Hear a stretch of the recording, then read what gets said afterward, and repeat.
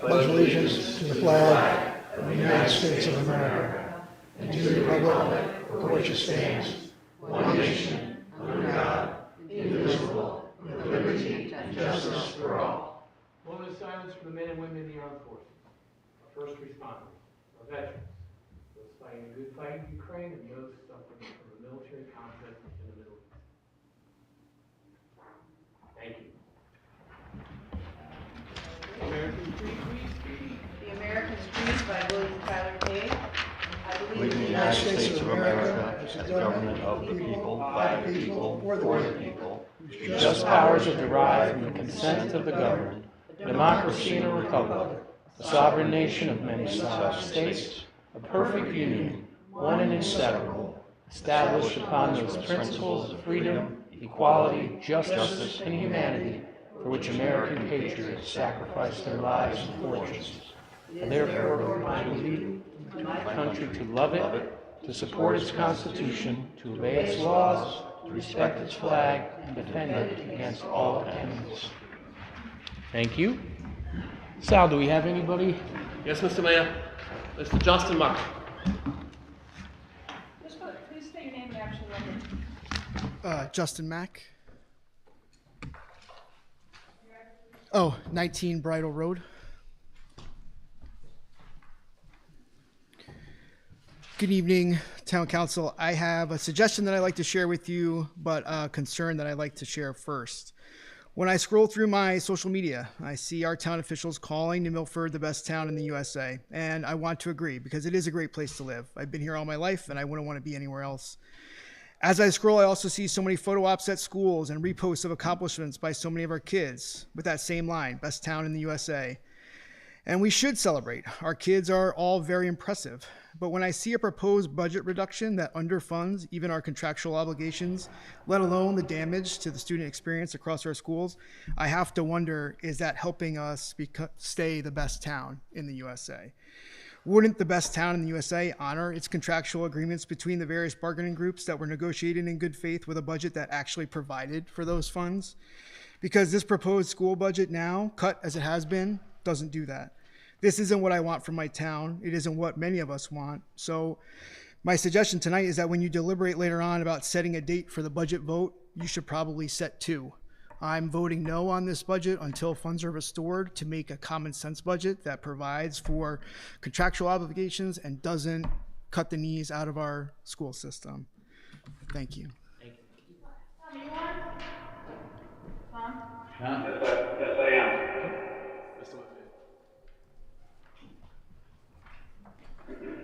Good evening. Thank you very much, Mr.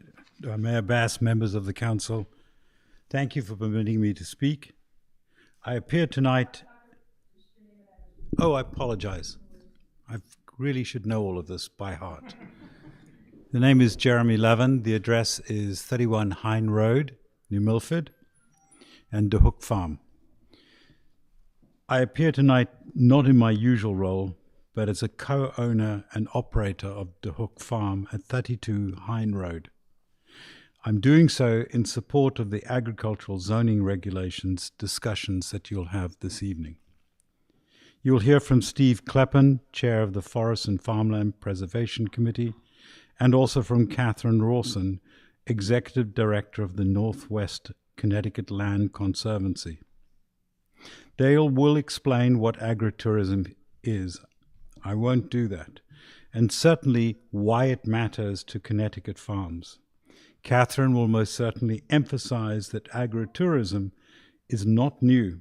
It's part of a growing national trend driven by rising costs and the need for supplemental farm income and the ability of those of agritourism to drive economy in small towns across America. As a farmer, I fully support their remarks, but I want to focus on the structure of these regulations. They may seem broad, and they are, because they cover two things: the wide range of agritourism uses and the evolving definition of a farm. Agritourism includes simple uses like farm stands, pick-your-own corn mazes and petting zoos, and more complex ones like farm stores and event spaces for diners, weddings or corporate gatherings. Ours, as you know, is a cattle farm with apples. The regulations have to account for all of these.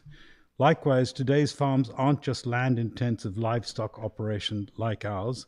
They also include small, highly productive hydroponic, aquaponic, or aeroponic farms. The regulations have to probably reflect that reality and accommodate for them. And here's the key. As I looked at those regulations, it's clear to me any large or permanent use will require a special permit.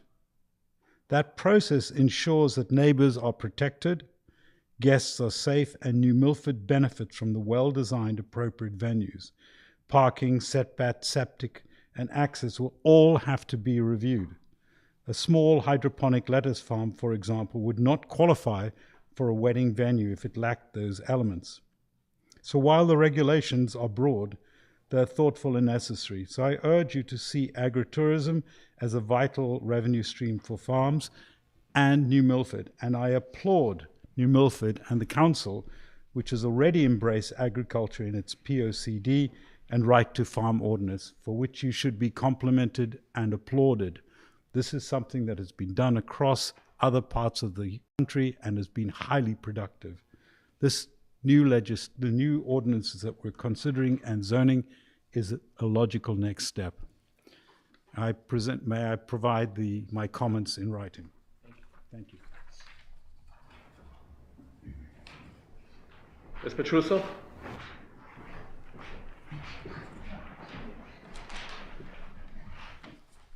Good evening, Town Council members, and thank you for the opportunity to speak. I'm speaking tonight to encourage you to 10 Cortlandt Drive. Roseanne Petruso. I'm speaking tonight to encourage you to expeditiously set a budget referendum date. Unlike the past few years where the boards worked together in support of all members of this community, especially our children, that did not happen with the current budget season. As a veteran educator in a nearby district and a parent, I prefer not to see any cuts to our education budget. Despite not being in favor of the $295,000 cut this council proposed, I was willing to tolerate that if it came to a budget vote. However, I absolutely cannot get behind the Board of Finance's decision to decimate our schools.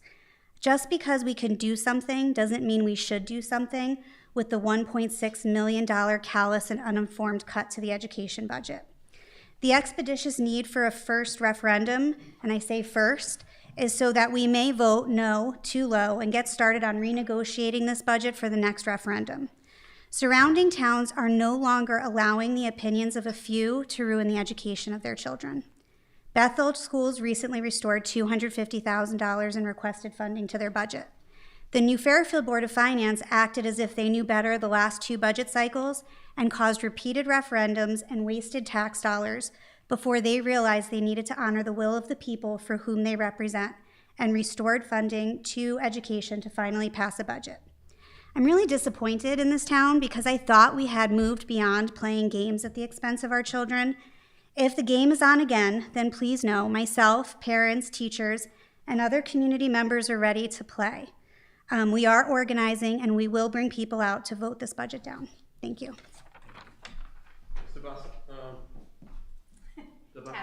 Tabersack, there you go. Easier to say than spell. I do apologize. It's okay. Hi, Julia Tabersack. My address is 2 Docks Way. I'm here, I'm really speaking off the cuff here. I don't have anything prepared, but I'm adding to the chorus to request as early a date for this referendum as possible because I anticipate that it will not be supported and it will be voted down. These cuts are going to decimate our schools. They're going to harm our kids. They're going to mean cuts in programming and supports that our kids need. I have my last child to go through the New Milford systems will graduate this year, so this budget isn't going to affect my own children. But I'm here because I care about all the children of this community. I care about the future of this community, and I want to support my neighbors, and I want to support our schools so they can continue to have the wonderful music programs and band programs and sports programs, and even more importantly, the educational programs and opportunities that they've had for some time. I haven't been here in a while. I haven't had to be here in a while, and I'm sorry to have to be here again. I will also be voting no for this draconian budget with the cuts that are proposed. And as has been said by some of the previous speakers, we are organizing. There are a lot of families and community members who just can't get behind this budget. We urge you to set an early referendum because we highly anticipate it's going to take a lot more than one. Thank you. Ms. Bird? Megan Bird, 2 Carlson Road. And I am throwing my comments the exact same way as the others. Really disappointed that I'm here again talking about massive cuts to our school budget again. Same as Roseanne, I was willing to suck up the $300,000 that this council decided to cut, and I would have passed it at that. But right now, the way that it is going to referendum, it can't happen. It will decimate our school system. We will lose programming. We will lose teachers. We will bring back things like pay to play if we still even have some of the sports programs and they're not eliminated. That's how serious this is. This budget did not have a lot of fluff beyond what was needed just to meet contractual obligations. There wasn't a lot to be able to cut without losing programming. So unfortunately, that's where we're at. I will be voting no.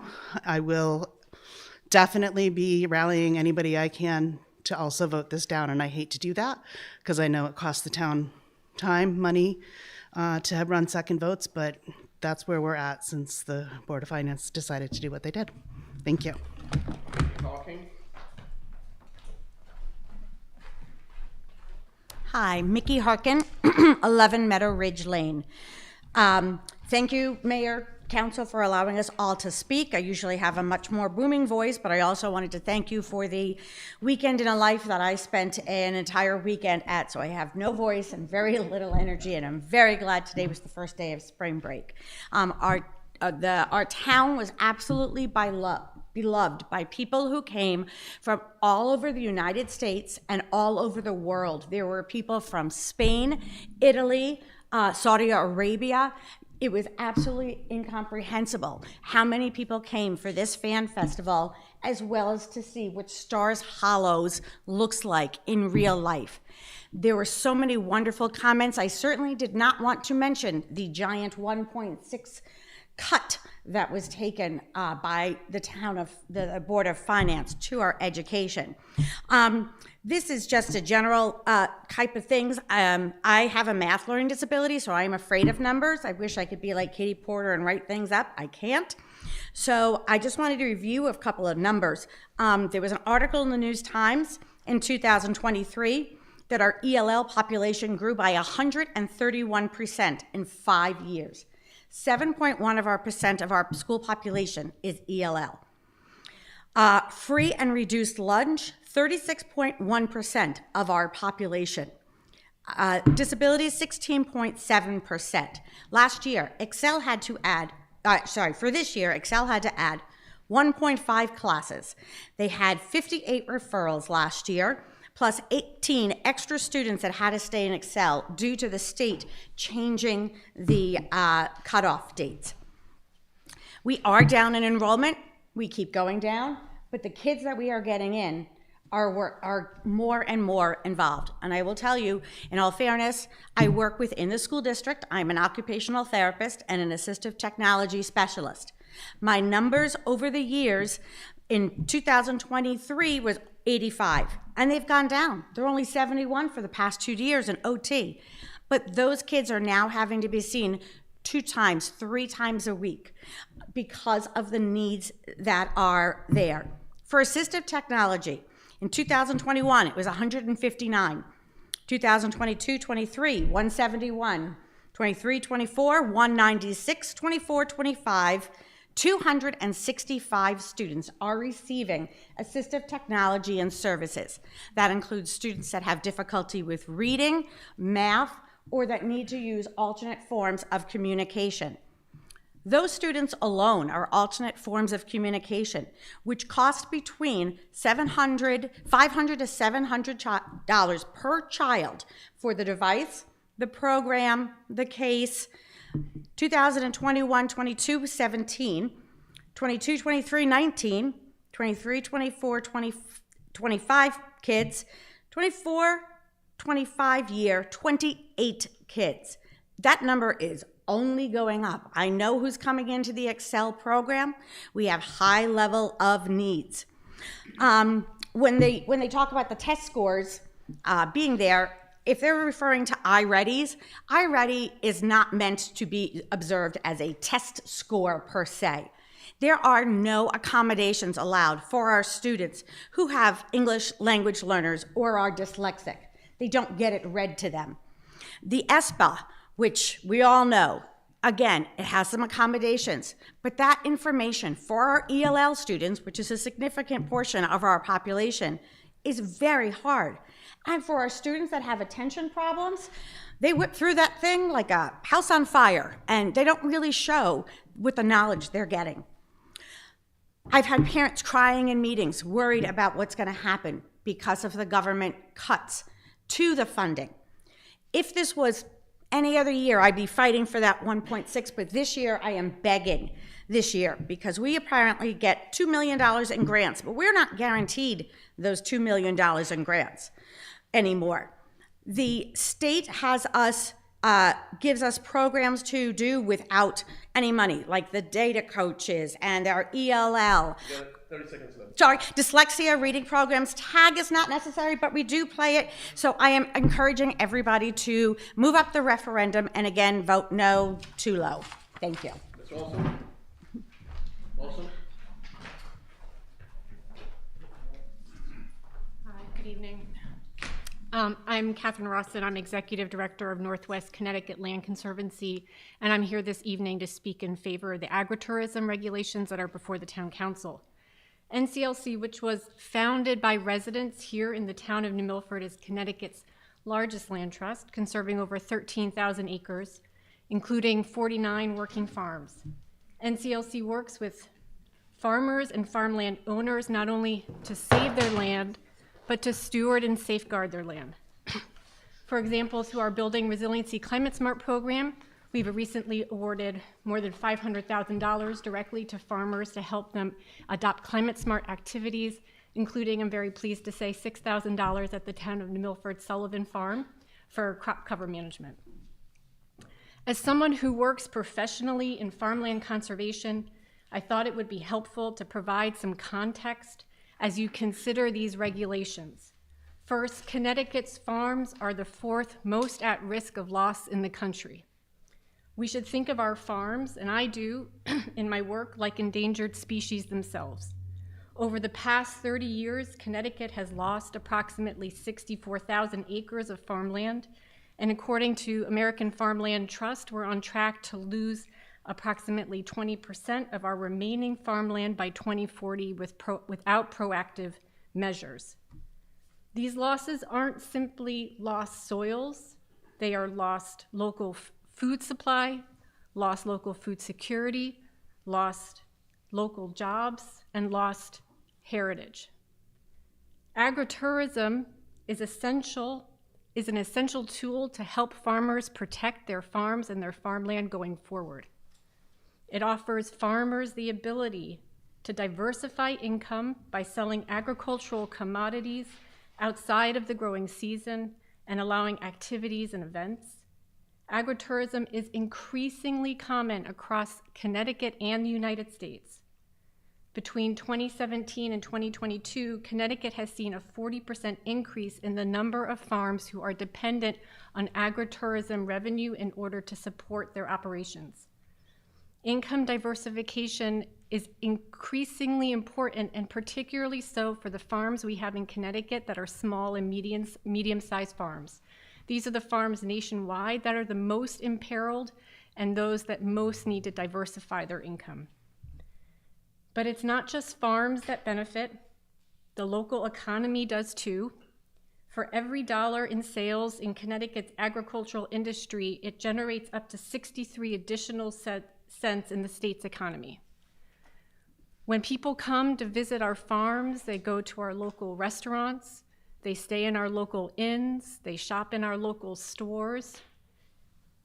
The business that's good for farms is good for our local economy. And I have to say, as someone who works in conservation, I see this all the time in the communities I serve. People want to live in places where they have access to natural lands and working farms. It's one of the aspects that makes New Milford such a special place to live. By adopting agritourism regulations, New Milford will be joining other Connecticut communities in becoming a model for preserving farmland and investing in our local economies. I thank you for your consideration, and I hope you will consider adopting the agritourism regulations. And it's so wonderful to see so many familiar faces tonight. Thank you. I don't have anybody else, Mr. Mayor. Katie, and to the council, I was hoping we could move up the presentation of certificates as Kamala's covered here. It's okay if we do this now and then get back to the regular ones? Yes. Sure. Thank you. Second. Any discussion? All is in favor? Aye. Aye. Thank you, everyone. Thank you. And just kind of a brief history was I can remember Angie coming to see me here, and she wanted to let me know. She at that time was the chairman of the Board of Education, to let me know that at that time, there's unfortunately more now than there was even then. She said, you know, Pete, I'm very worried about the summertime for our children. And I'm like, okay. And she goes, did you know that 25% of our kids, really the only hot meal they get is at school? And I said, what? And she said, yes. And she said, you know, we should really think about doing something to help them because they're not going to have that meal. And I really took that to heart, and Angie and I talked a little bit about it. And we worked with our faith-based groups. Angie started Camilla's Cupboard, really with the first part of making sure that those kids those years made sure that they got that lunch that they needed through the summer. And then obviously it's branched out from there. You have the blessing boxes. I remember Angie coming in talking about that was a goal that she had for many years, as they have them in the Midwest and the South. Blessing boxes, how we could do that here in New Milford. And today we celebrate 7 years of Camilla's Cupboard. And what I'd like to do is really honor the board that has just done such a great job, really with Camilla's Cupboard. So Angie, if you could come up with me.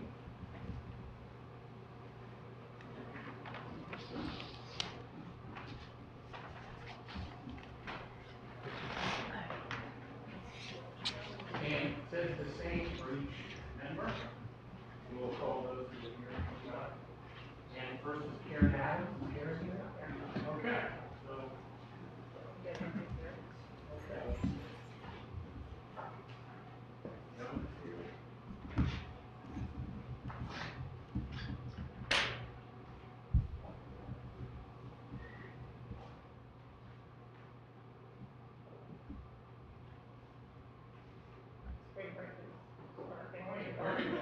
Joe. All right. Again, on behalf of the town, this is awarded to you. This certificate is presented with sincere gratitude for your dedication as a volunteer at Camilla's Cupboard and our New Milford community. We appreciate your continuous support for our community to combat daily hunger. Thank you so much.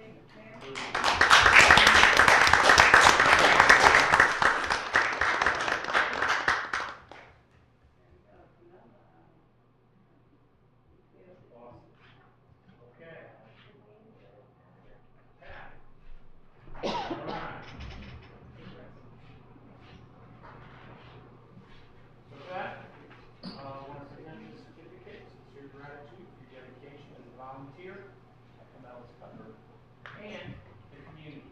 We appreciate your continuous support to our community to combat daily hunger. Thank you so much. We really appreciate it.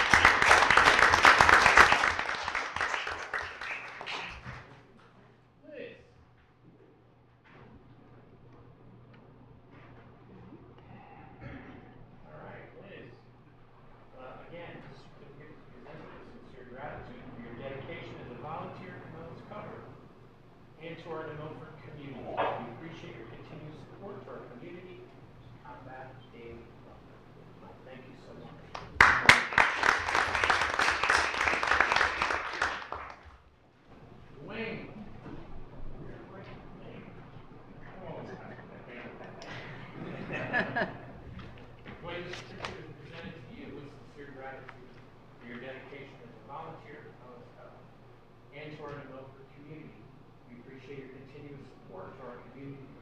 Katie.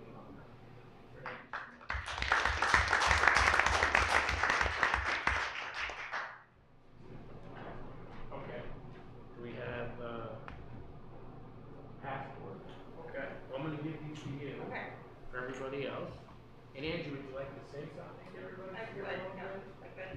Just really appreciate the town's continued support. 7 years, we've gone from feeding 75 children a week to 540 children a week. So, you know, we see the influx in town of the need. So I can't thank my board enough.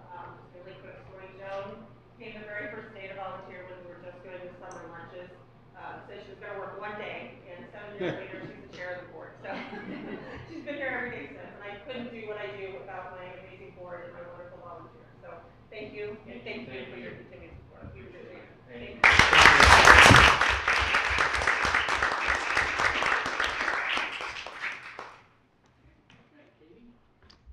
Okay. Moving on, item number 4. I'd like to move that we approve item 4A and 4B. So moved. Second. Any discussion? All those in favor? Aye. Opposed? Any abstentions? Abstain. Okay, 2 abstentions. You have those? Doug and Alex? I'd like to move to approve item 4C, 1, 2, and 3. Second. Okay, thank you. Okay, and I'd like to read these because these are donations. To the police department, this would be a donation of $250 from Michael Gold to put towards the good and welfare of our officers. Parks and Recreation, the following donations: $500 from E. Garrity Water Solutions, $250 from O'Brien Insurance, $250 from Yardscapes, $250 from Jennings Oil and Propane, $250 from Lasco Roofing and Sheet Metal, $500 from Northeast Carpet and Flooring, $250 from Emmons Tree and Landscaping. And our Parks and Rec is requesting that the monetary donations be deposited in the recreation revenue account of number 1045050044709. And Parks and Rec Commission would like to thank these donors for their generosity, as does the police department. And we have a second. Any discussion?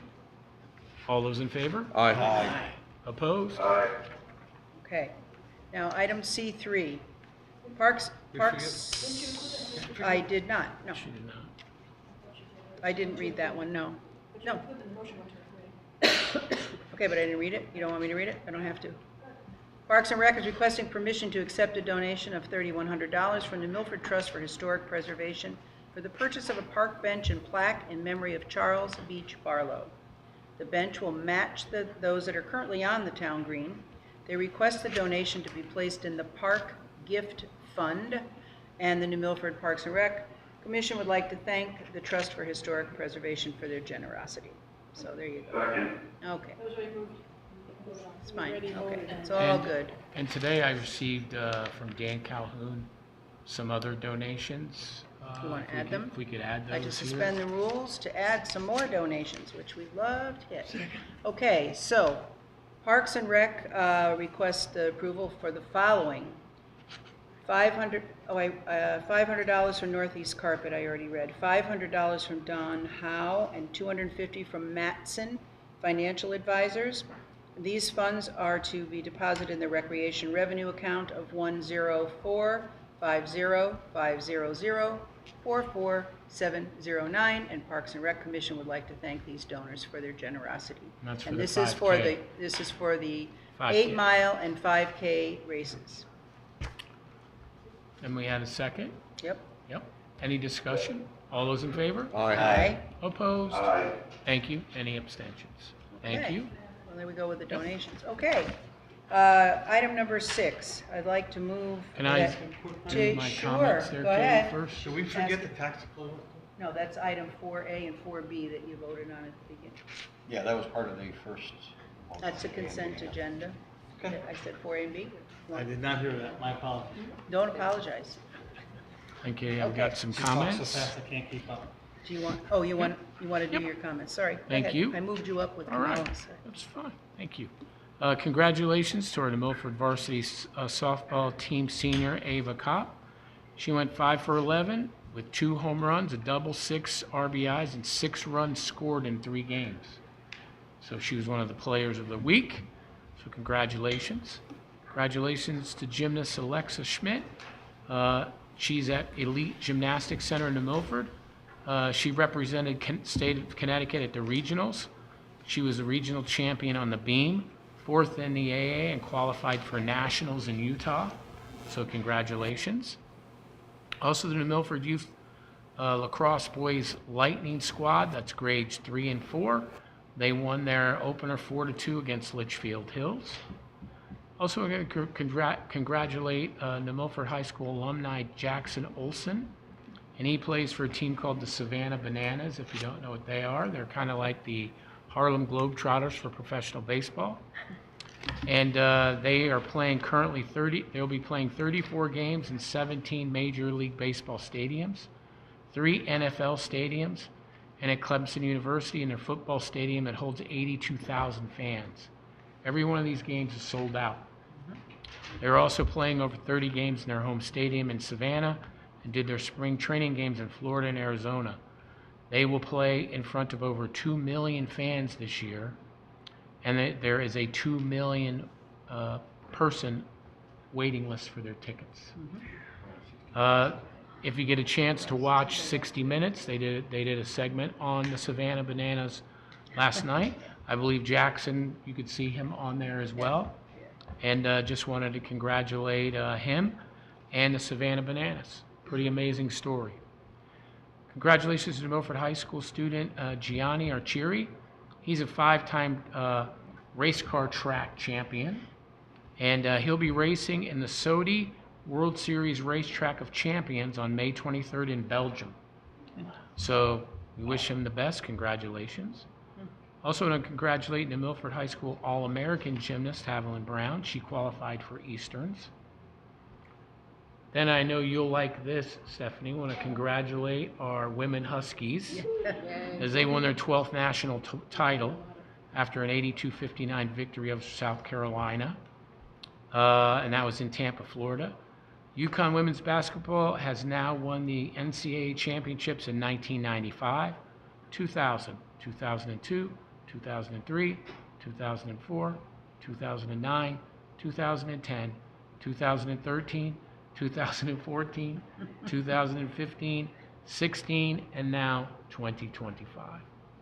So just absolutely amazing. They are. Wanted to thank the Litchfield Hills Transition Center Coordinator Ashley Albanese, the staff, the students, the volunteers, Maria Leo from the Youth Agency, for allowing Dr. Parlato and myself on April 7th to raise the flag here at Town Hall for autism awareness. And the walk, we got to do like half of the walk. I met them over there by the post office. And it was just great to see the crowd that was there. Lots of the students doing awareness, so that was great. A reminder that on April 29th and April 30th is Give Local, and that's a chance, it's a 36-hour online give-a-thon to benefit the local participating nonprofits.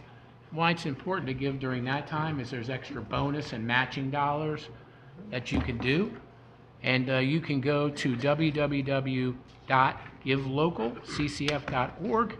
And there's more information there. We'll continue to push that out as we get closer.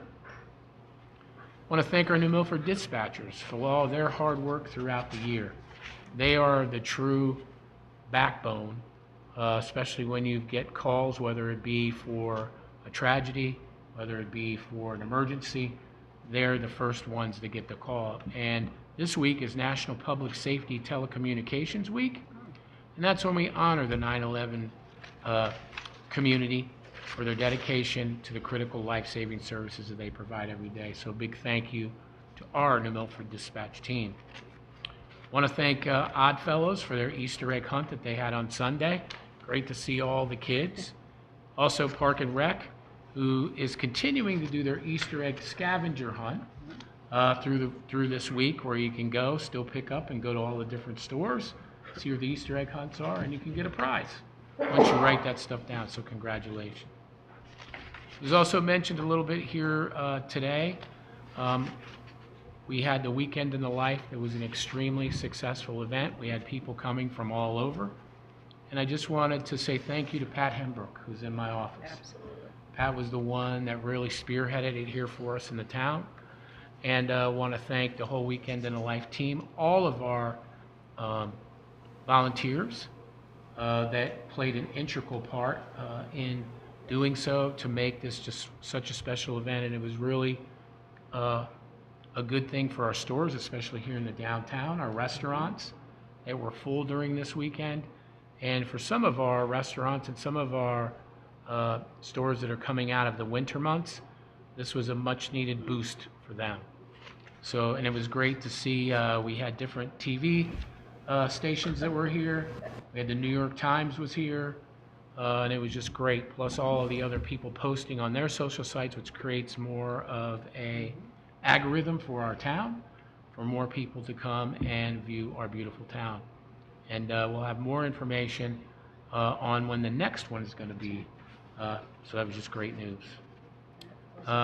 Real quick on infrastructure, our sidewalk project continues. The contractor did some more pouring on the sidewalks along Aspetuck Road. They performed layout of the sidewalk by St. Peter's Temple, which is the Masonic Lodge there. They continued the excavation in place process by a Pettibone sidewalk that's going to be happening as well. Kennewood Lake Road North, that's the first road that we're working for this spring work, and they're laying drainage work that's just north of Lendemi. Bridge work, we're continuing on Vancar Road Bridge. That continues on. We also are working on Sand Road, and they did some of the basic cutting of some of the trees, laying the silt fence down, as we're beginning to be doing some of that work. And I thought I'd say Chuck way back there. Chuck, do you know when they're thinking about starting the Sand Bridge road work, or bridge work? Tentatively right now, the second week of May, so the week of the 12th, is when they're looking for a closure of Sand Road. Basically same timeline as the other bridge project. Both should be open. Vanguard will be open by the end of October, and Sand Road is mid-November. Excellent, thank you. And we continue to other contractor works, Buck Rock Road, the redesign and reconstruction. This was, remember, approved by the town councils. This is a scenic road to get that much needed drainage work available there. Reservoir for the dam, the design work continues. Phase 1 work is tentatively set for June. Bear Hill Road, we're going to do some more drainage work there. The survey is complete, and the DPW team's reviewing the options. And Pumpkin Hill Road, this is the one where we're going to be expanding the intersection to widen it out for those that make that left turn there. And we've kind of been held up as SHPO is continuing their historic excavation for Indian artifacts there. That's a requirement. So once that's completed, we'll continue to update you on that as well. The Wellsville Avenue reconstruction project, that's the one we're going to do a full reclaim next year, hopefully, depending on the approval of DOT with the design. We're actually doing a full reclaim on the road, plus sidewalks that are much needed there as well. And then on May 4th, some of the events that's going on, we have our Food Truck Festival. So for those that are interested in food trucks, we're going to have it at Litchfield Crossings. Thank you to them for Kristen. We're also going to have some inflatables there for the kids, some music there as well, and some great food trucks. Right now, I believe we have about 15, and we're looking to try to get between 20 and 25 for this first one. So there'll be a lot of food, a lot of fun, and looking forward to that. I want to thank our voter registrars as on April 29th at 10 a.m. They've invited all students from ages 17 and 18 to register to vote. So that's very important. So thank you to our registrars for that as well. And then on lastly, some statistics. when it comes to our accidents, related accidents, and some of our stats when it comes to that. One of the things when I was talking to Chief Ceruto today was what are some of the reasons why we have accidents, especially on our collector roads, which is 7 and Grove Street. By far, people followed too closely. The next one was they failed to yield the right of way. Next was failed to keep in proper lanes. Then much farther down was improper turns. A couple where they ran off the roadway, improper backing, and others where they operated the motor vehicle in an inattentive, careless, negligent, or erratic manner. But by far, it's following too closely and failed to yield the right of way. And these are all things that we as residents, we can not do that, and it will drastically reduce the number of accidents that we have if we just make our own decision to follow those traffic laws safely.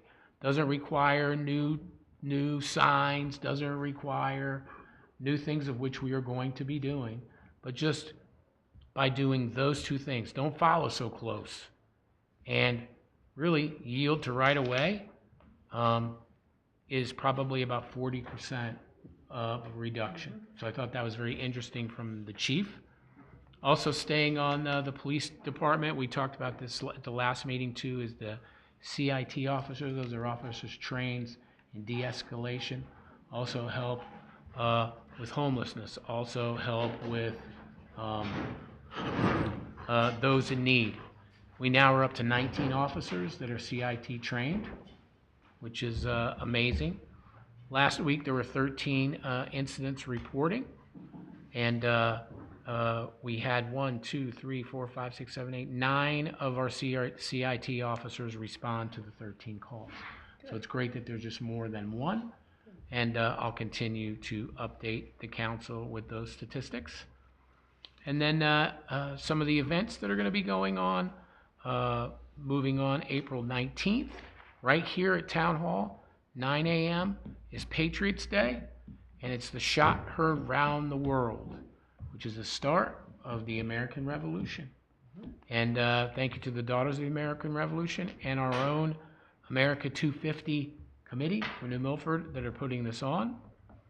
April 19th, also 10 a.m. at Harrybrook Park is the Easter egg hunt, and that's at Harrybrook. And then on April 26th from 6 p.m. to 10 p.m. at El Rinconcito. Thank you, is, I don't know if everybody remembers their prom, if they had a good time, a bad time, or didn't go to their prom. Well, the New Milford Youth Baseball and Softball has an adult prom, so if you want to go there and help support the New Milford Youth Baseball and Softball, they're actually for a good cause. Right? They're actually doing that. Yes. On April 26th at Pettibone is the New Milford Grad Party's food truck and car show, and as we know, the Grad Party does such amazing, wonderful work for making sure that our seniors are safe the night of graduation. On the April 27th, Gallery 25 is doing their Member Spring Art Show.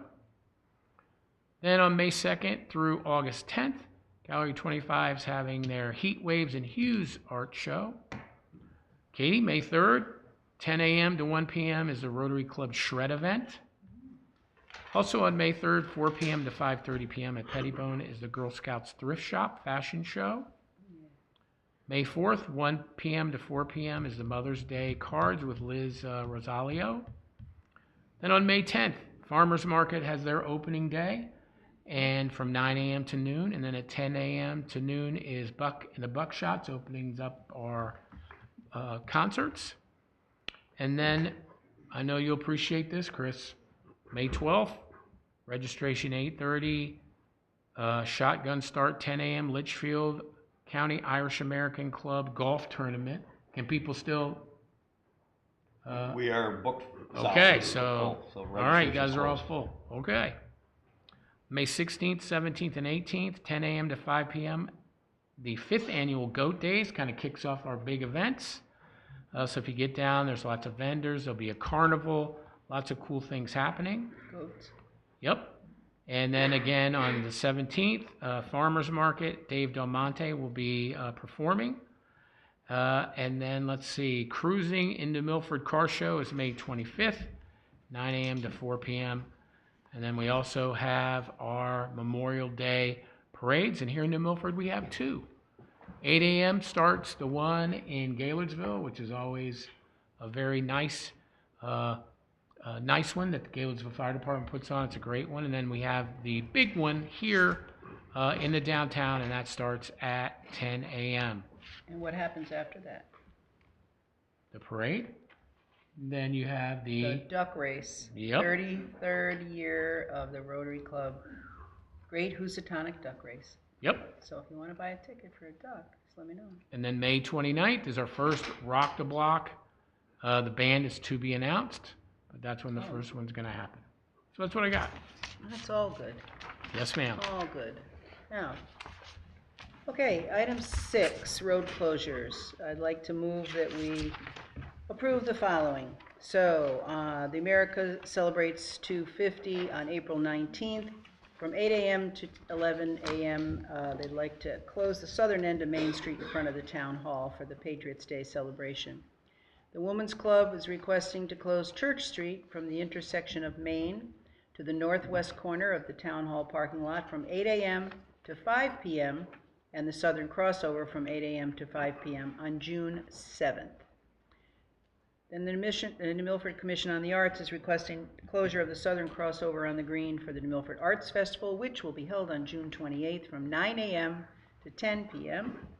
The Mary All Center for the Arts is requesting the closure of Chapel Hill Road, and there are 24 various dates, so I'm not going to read those, and it's based on, they have their arts festival, and that is based on the fact they only do it if it becomes too wet for the parking that they use across from the building.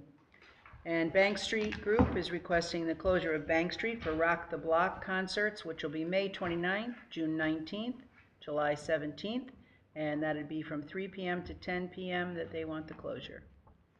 Second. Thank you, Mayor. Any discussion on the motion? All those in favor? Aye. Opposed? Any abstentions? Thank you. Okay. Item number 7.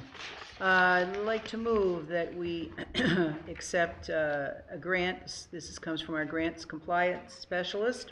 This is a grant of $2,500 to Keep America Beautiful. The funds will be used to purchase and plant trees in Youngs Field Playground. This is an initiative to keep New Milford beautiful. It'll further enhance the environment, provide shade, and create a more beautiful, welcoming space for the community. I have a second. Second. Thank you, Doug. Any discussion? All those in favor? Aye.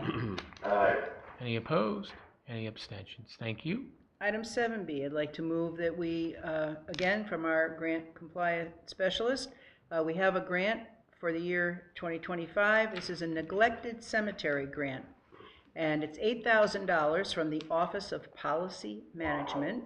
The funds will be used to straighten, repair, and restore headphones, mowing around some of the more critical areas, cleaning up the weeds, briars, and bushes, and that includes the Upper Marial Cemetery. Second. Any discussion?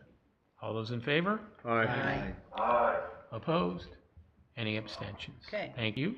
Item 7C, I'd like to move that we adopt the annual fair housing resolution, which we spoke about. Second. I don't remember when. Thank you. Any discussion? All those in favor? Aye. Opposed? Any abstentions? Thank you. Okay. Item number 8, I'd like to move that we act on a request to transfer, $21,101.60. This is winter materials. Oh, they want it, this isn't written supplies. correctly. They want to transfer it into there? No. Out of there? Out of there. Yes, I thought. Okay. And supplies, so that account is 1043010056003. They'd like that to be transferred to vehicle maintenance, which is 104-30100-56908, and this is to cover expenses for the remainder of the 2025 year. And we have Chuck here. Chuck? Second. Thank you, Tom. Thank you, gives Tom. a second. Chuck, can you kind of tell the council why we are asking to move the monies from winter materials into vehicle maintenance? Absolutely. So our fleet maintenance garage, we have a set amount of equipment. A lot of it's older and aging out. So this particular year, we do annual inspections on our lifts. We have a two-pole lift system for the smaller vehicles. We have it inspected every year. This inspection came back as a failure. After we dug a little more into it, it was a lot more involved than just replacing a couple parts here and there. It was just structurally deficient. Come to find out, this particular lift is in excess of 27 years old. I feel we got our money's worth out of that one, and it was time to replace it. So after shopping around, we purchased one for about the exact price we're asking for here, in the $21,000 and change. The budgets for the fleet maintenance division was at about $40,000 for the rest of the year. We had to make this purchase. We were down to about 20. We just didn't feel that was enough to get by till July 1. So that's why we're asking for that move, to take the remainder of that winter supplies, put that into the fleet maintenance account, and just to continue the repair work that needs to get done on these vehicles. There's a lot left in this season, this budget, and with winter still somewhat knocking, we had crews in this weekend to take care of the snow and the higher elevations. So just letting our trucks sit, unrepaired isn't a good idea at all. So we just want to replace the money that was used to buy this lift to keep our fleet working and functional. Motion is second, Chris? You said this is the second of two lifts. How old is the other lift? The other one's newer. So this is the only small chassis vehicle lift we have. The other ones, there's 4 movable poles basically, are for the bigger trucks. So that's a newer, inspected every year, just like this one was. So it is up to date, up to code, and functioning as it should. In the tight quarters we have, we can't get the bigger, under truck lifts. So we have this 4-pole system for the big trucks. But currently, we don't have really we can't do 2 things at once, basically. So when the big lift is tied up with big trucks, which is pretty frequently, there's nothing to use for the smaller vehicles that we need to service as well. Any other discussion? All those in favor? Aye. Opposed? Any abstentions? And I want to thank the council for this. As we do have some of the older fleet that we've been trying through surplus to bring up to date. As you can see, some of this equipment is still old and aging, and just want to thank the council. Thank you. Absolutely. Thank you. Thanks, Chuck. Thank you, Chuck. Item 9, I'd like to move that we approve the formation of the temporary recycling committee for a 6-month term, which is part A of this. Do I have a second? Second. Any discussion?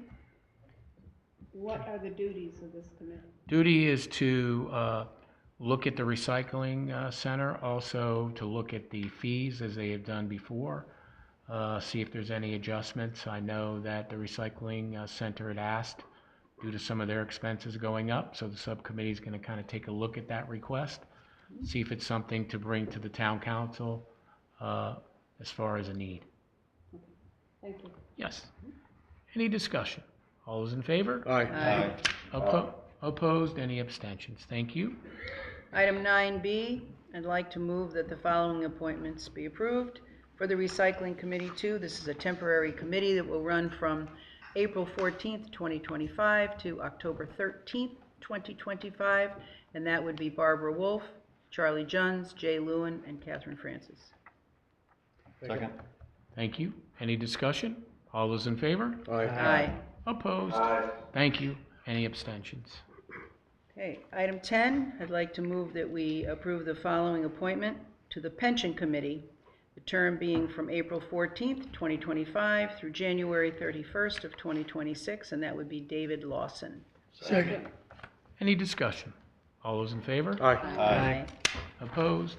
Any abstentions?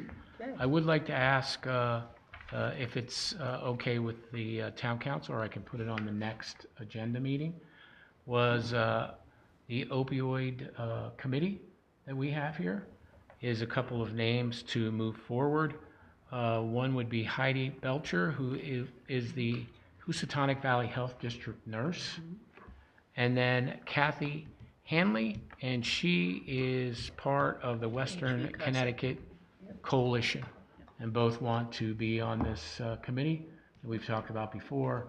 And that's this. So is it okay that we suspend the rules and add them tonight? So I'd like if it's to move we okay? suspend the rules to add these two people to the opioid committee.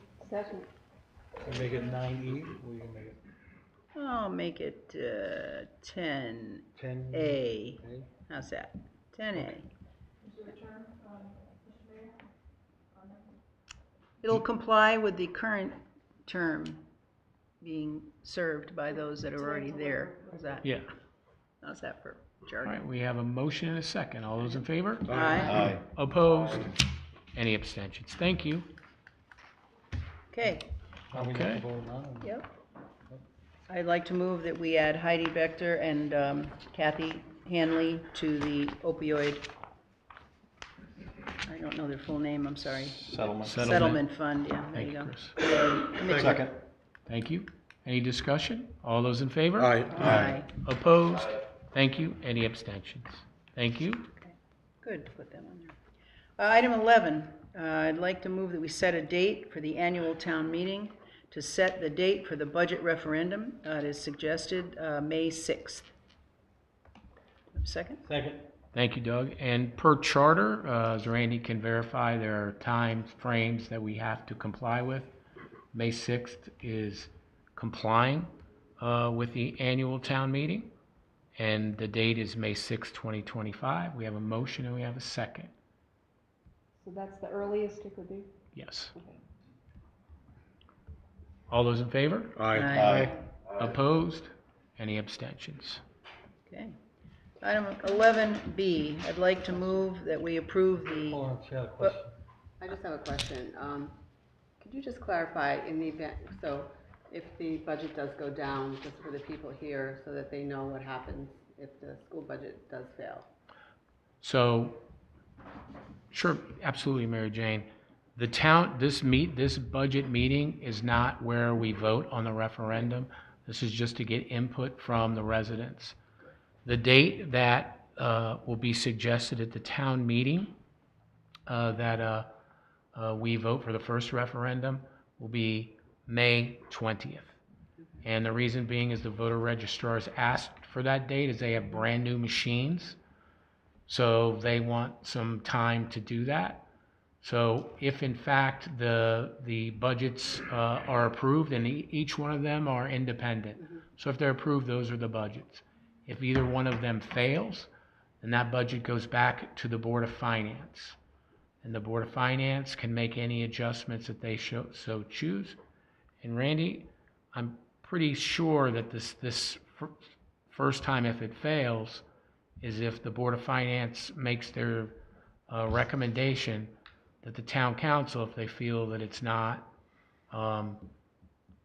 in the best interest, then they can, at a 6-person majority, right? That's correct. They Supermajority can overturn it. Overrule the Board of Finance. Yes. So that's Okay. kind of Yep. where we're at with it so far. Okay. Thank you. Yes, ma'am. Okay. Okay. All right. All set with that? Yes. Okay. Item 11B, I'd like to move that we approve the blight ordinance as it was presented to the council and approved at a public hearing. Any discussion? All those in favor? Aye. Opposed? Thank you. Any abstentions? And Mayor, question, does that mean that that ordinance is in effect as of tomorrow? No, the 20th day after publication. Thank you. 21st day after publication. The 21st day, 21st day okay. after publication. Yeah, I just didn't want to have a lot of people running in about their neighbors. Item 11C, I'd like to move that we take possible action on a presentation to the, by Steve Kleppen on the agricultural amendments to the zoning regulations per the Farmland and Forest Preservation Committee. Thank you, Steve. And for edification, this is zoning regulations, This is a zoning, you have no Yep. authority over a zoning regulation. but we can make recommendations to the zoning board. Steve, Farmland Preservation has made their recommendations to the Economic Development Commission. We met last Thursday. We're going to hold a special meeting to kind of finalize their recommendations to zoning, and then tonight, Steve's going to present what they've kind of come up with concerning some of the changes in the ordinance. Randy, I did have one question before Steve does start. So their application closes towards the end of the month, which would be prior to the town council's second meeting. The question I pose is, if the council wanted to make some recommendations, could they, even after the closing of the application? Town council can make those recommendations through the mayor. Perfect. Not anybody else, because after the closure of the public hearing, Yep. I'm sorry, after the closure of the public hearing, they can only take advice from the engineers, me, or another member. You're an ex officio member. Okay. So you can transmit the recommendation as an ex officio member, even though Okay. you don't vote. Gotcha. Thanks, Steve. Good evening, and thank you for accommodating us on your busy agenda. I appreciate that. So I'll give you a little bit of background before I get into some of the specifics with the proposed changes. This process came about a couple of years ago. There was an incident in town where there was a piece of property being used to sell items that were not necessarily produced anywhere on the town property, anywhere in town, or definitely not on the property in question. So we were asked to kind of take a look at, that particular activity, see where it lined up with the zoning regulations. At the same time, you may remember Kathy Casanega, who was a town employee for a long time, who was also a member of our committee.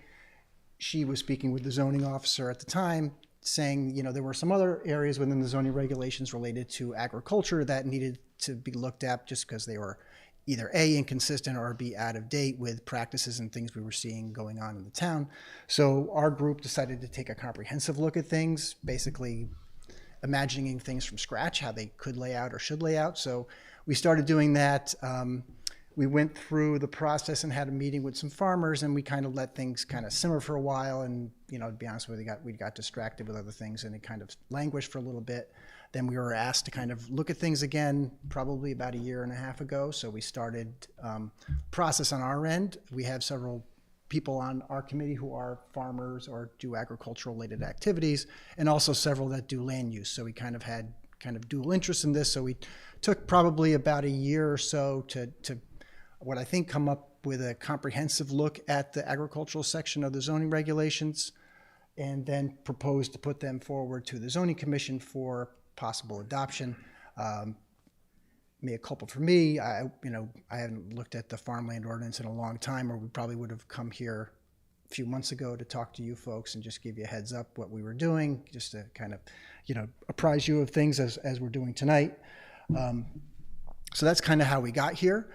The zoning commission opened the hearing on the proposed changes at their January meeting. They typically meet like the last second or something like that, last Tuesday of the month, basically.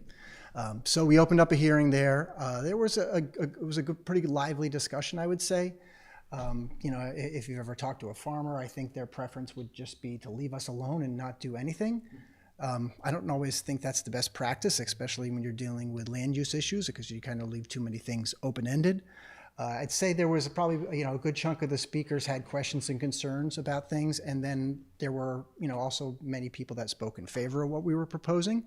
What we offered to the farmers that night was, okay, we will meet with our committee, we'll meet with you to hear, discuss things further, get your concerns, make changes, hear you out. So we did that about a week or so after the zoning commission public hearing. And then we met with them again 2 weeks later at our regular meeting, and then we made a bunch of changes based off those two conversations. And I'll say at the conclusion of the second meeting, there were a lot less people from the first one, but there was a lot more acceptance and agreement upon the changes we were proposing. I would say if you asked a lot of them, their preference would be just leave us alone and let us do our thing. But again, I think there's a lot of unintended consequences by not taking action. So we went back to the zoning commission with a revised set of regulations, broached those with them. We had another, I'd say, solid conversation with them. We're close to wrapping some things up, and as we talked about a second ago, their next meeting is the 22nd of this month. That's their last scheduled public hearing or public meeting before they have to take action. They do have the ability to extend it out until, I think it's like May 8th, but there's no guarantee they'll grant that extension or set up the special meeting. So I think, for our purposes, we prefer to get this resolved by the 22nd and get it done and not risk them not granting a special meeting and moving forward. Any questions before I dive into the heart of the text? All good? Yeah, just this is the zoning commission that has to make this decision by the 22nd? Correct, yeah. So there's a proposed amendment to the regulations, which is this packet. They have to take action on it based on the application we submitted. And do they have to accept them or reject them in their entirety, or can they pick and choose? They can do whatever they please. They have carte blanche on this kind of stuff. Yep. So right now within the existing zoning regulations, and I know that's not your bailiwick of things you look at, you have a lot of other things on your plate. The existing zoning regulations related to agricultural, and I'm sure it's a microcosm of a lot of other things, there's some inconsistencies in things. So to start there's a definition of a farm which places a minimum of 5 acres of land to be considered a farm. But at the same time, there's another section in the agricultural portion of the regulations that say you can do farming activities as long as you have 3/4 of an acre of land. So I think that speaks to saying it doesn't mean you just can do a garden on your property. You can actually do agricultural related activities on your property if you have 3/4 of an acre. So I think those two things right there are inconsistent with each other. Yes? Can you tell me what the difference is between a garden and agricultural activities? That's a good question, and it's not defined. So that's also part of the confusion, I think. Steve, Yeah. can I ask a question? Sure. So the activities you mentioned, farming activities? Agricultural related activities. Agricultural activities. Yeah. How, is there a definition that one would use for that? There's the definition of farm. I don't think agricultural related activities is a defined term. I don't have the zoning regulations. 3/4 of with an me. acre could have, I know we have rules and regulations for like the number of cows, the number of horses, et cetera, for each hectare or whatever. So how would that be defined? Don't we need to have a definition of that? I don't mean we, but the. Yes, and I think what we've proposed, we've in our minds, we've clarified things, and I know there's been discussion about, so jumping in a little ahead, we've proposed to remove the minimum lot area requirement because we have examples within the community now of successful agricultural operations that work on an acre or 2 acres of land, and they're not, but I know that's also very property specific, so if you're in the middle of a subdivision surrounded by 1 acre lots and you've bought that home and then all of a sudden next door to you there's a different use going on and they're kind of skirting the line of gray there of what's legal and not legal, it's a different thing if you're as opposed to out in a more bucolic area of the town where there's 5-6 acre lots and somebody's doing something. But the 3/4 acre is going to stay as. No, that's taken proposed that to be away, too? deleted. Yeah. And just for the edification of the board, you can make a recommendation, kind of carte blanche, where this may not be something that, I know I, for one, am not for a 1/4 acre for a farm. I'm personally thinking 2.5, 3 acres minimum, or more. There's a definition to get an agricultural tax break, which requires a certain amount of acreage. Does the 490 designation? 5 acres. I'm sorry, Randy? You're talking about PA 490, Public Act 490. There's a minimum, there's an acreage requirement there. I'm not sure what it is. Oh, my God. Been fine. Yeah, it's been fine. Yeah. The other thing is that we're talking about 3/4 acres. That was traditionally because of chickens. People had raised chickens for egg production. Right. That's why 3/4 came into being. Which I think is fine. You can have chickens, not roosters, but that doesn't make you a farm. Yeah. So we proposed eliminating the existing definition of farm, which does have that 5-acre minimum, and we propose to use how the state of Connecticut defines it, Department of Agriculture, and just reference that statutory reference. And is there in that state, there's no? No, they don't place a minimum. I wouldn't be for that. And there is something that kind of goes along, speaks to that a little bit. We also have a definition of what's called a working farm, and that was at the request of the zoning commission. And so the kind of key difference between the two of those is a working farm makes you eligible to do other certain activities. Like you could have a farm stand, or you could, if you're big enough, you could have a farm store. You could do things like agritourism. So to be a working farm, you've got to demonstrate that you're actually a business, as well as just not just somebody that's got a big tomato patch or something like that. And Steve, just a quick question. All of this is overseen and enforced. I mean, when I call, somebody calls me and says, the guy next door to me, he's got about a 6x6 piece of property, he's got a couple of pigs and he's growing tomatoes. And he wants to put a stand out in front of his house when he kills the pigs and has the tomatoes. Who am I going to call? So you also have a new blight ordinance I just heard about. Say what? You have a new blight ordinance. Yeah, well, that would help, with that yes. as well. But who would be the overseer of these regulations? Sure. So if somebody's running afoul, no pun intended, of this, they would be good. Very good. It would be the zoning enforcement officer or their staff that would have to. Okay. And do they know that? Yeah. So, yeah. That's been so we've been working with Laura Regan right along with this, and she's seen every version of what we proposed. That question came up a lot at the first zoning commission public hearing. They're like, all these new rules, who's enforcing this? Well, I mean, it's almost like any other zoning rule. If it's obviously, if you're like, say you're driving down Route 7 and you see something way out of whack, you're going to say, okay, now that's a zoning violation and I know, and I'm going to take action. Otherwise, most zoning complaints are, you're just responding to the complaint, and you have to investigate it, whether it's got validity to the complaint or it doesn't. You investigate it, make a determination if it's a violation or not, and then take action or decide you're not taking any action. But growing up here, there were more farms, and unfortunately we don't still have all of them. It was a live and let live. As you said, most farmers just want to get on with what they're doing, and which I always thought was fine. I still do. It's the change to the small dimension. I think anybody who wants to grow vegetables in their backyard ought to be able to do it, and good for them, because they're going to cost too much. It's the definition being a little foggy, and the animal component that is of concern to several people that told me about it. And I just wondered then, is that still the zoning enforcement officer is going to come and say, I'm sorry, sir, but you don't have enough property to have these cows and horses and sheep? So there's a section within the existing regulations that says to have a horse, you need X amount of land, chickens, same. We didn't propose any changes to that section. So all those standards would remain. But if someone sees that someone has two instead of the one on whatever it is, do they call zoning? That's the question that was asked of me, and I really wasn't sure. That would be the same thing that would happen now. And I did speak with Laura, and I'm trying not to speak for her, but she said they have no interest in going out and counting chickens. So I would imagine their preference would be if that was eliminated, but that's not what we've proposed.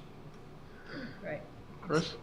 Yeah, I'm just leery about not having a minimum size, and I also recall having what I would call glorified gardeners come into this, in front of this council and speak and try and tell farmers, working farms in this town, how to farm and that.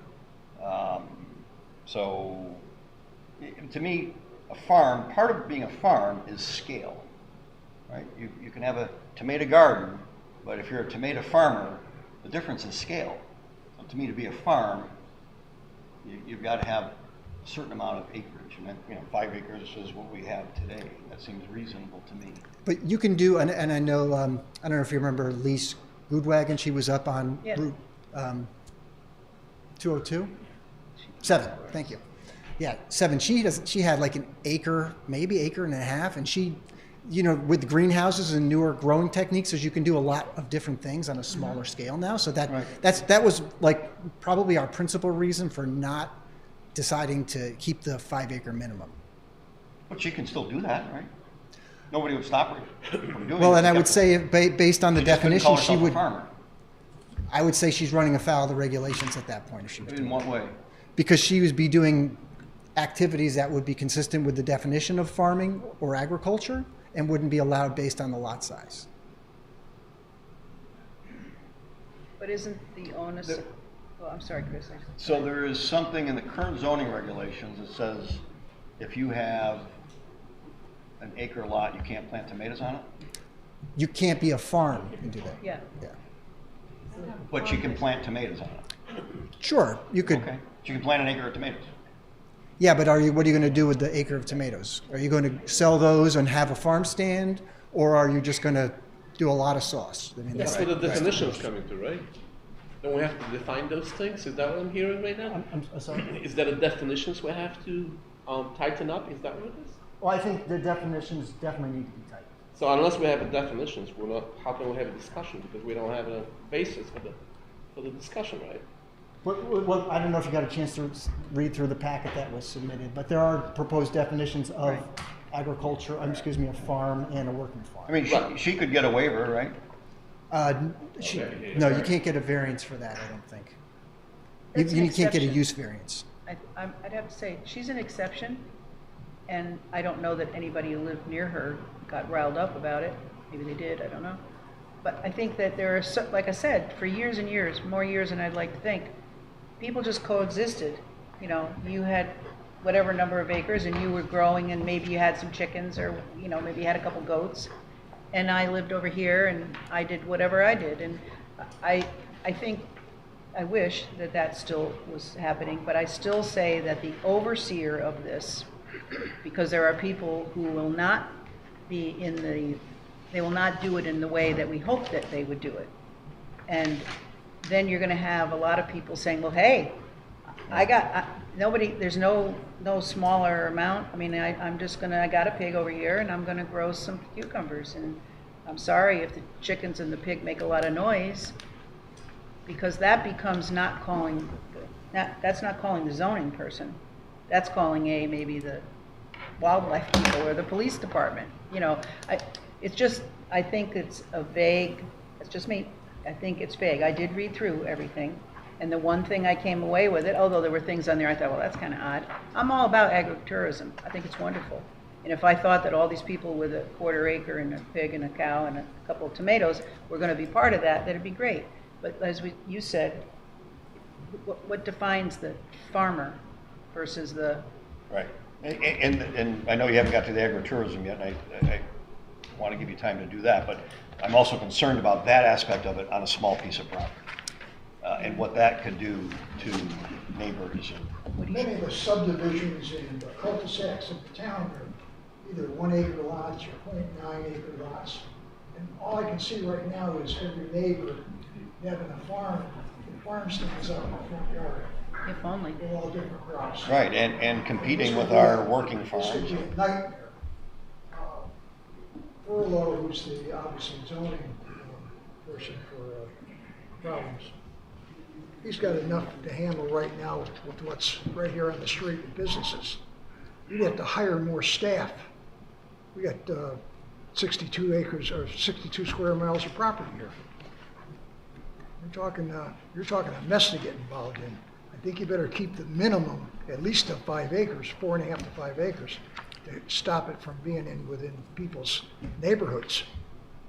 Steve, did you find in your talking that there were, I'm going to ask what you're going to say, did you find that people complained about people who had a half or 3/4 acre and were doing their business, growing tomatoes, and maybe they brought them to the farmer's market or whatever?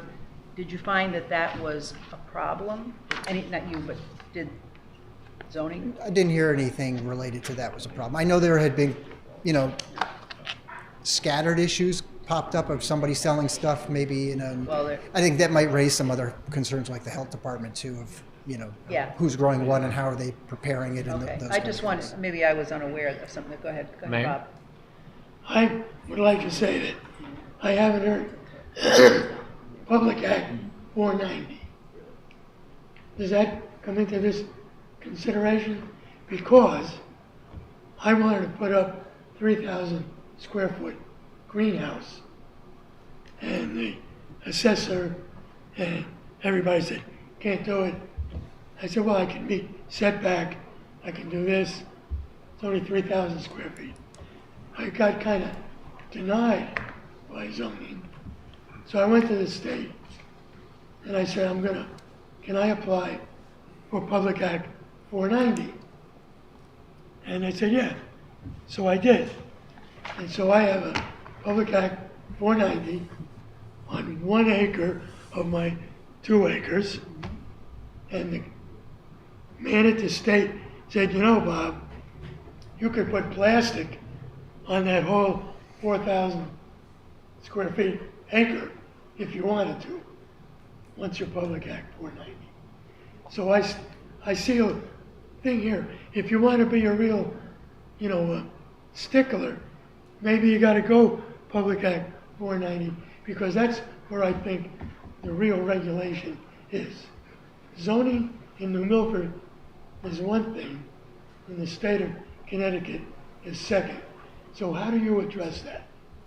Yeah, and I didn't get a chance to or think to review that, the 490 statute, before I came, so I don't know if I've got a good answer for you today. Well, I think, excuse me for saying this, I think you better look at that, because that's because I recommend to anybody that starts to get a pushback, got to have 5 acres to grow a tomato. I have to have 5 acres to put 3,000 square foot commercial greenhouse, pay sales tax, collect sales tax, follow all the regs. So I'm a little worried here.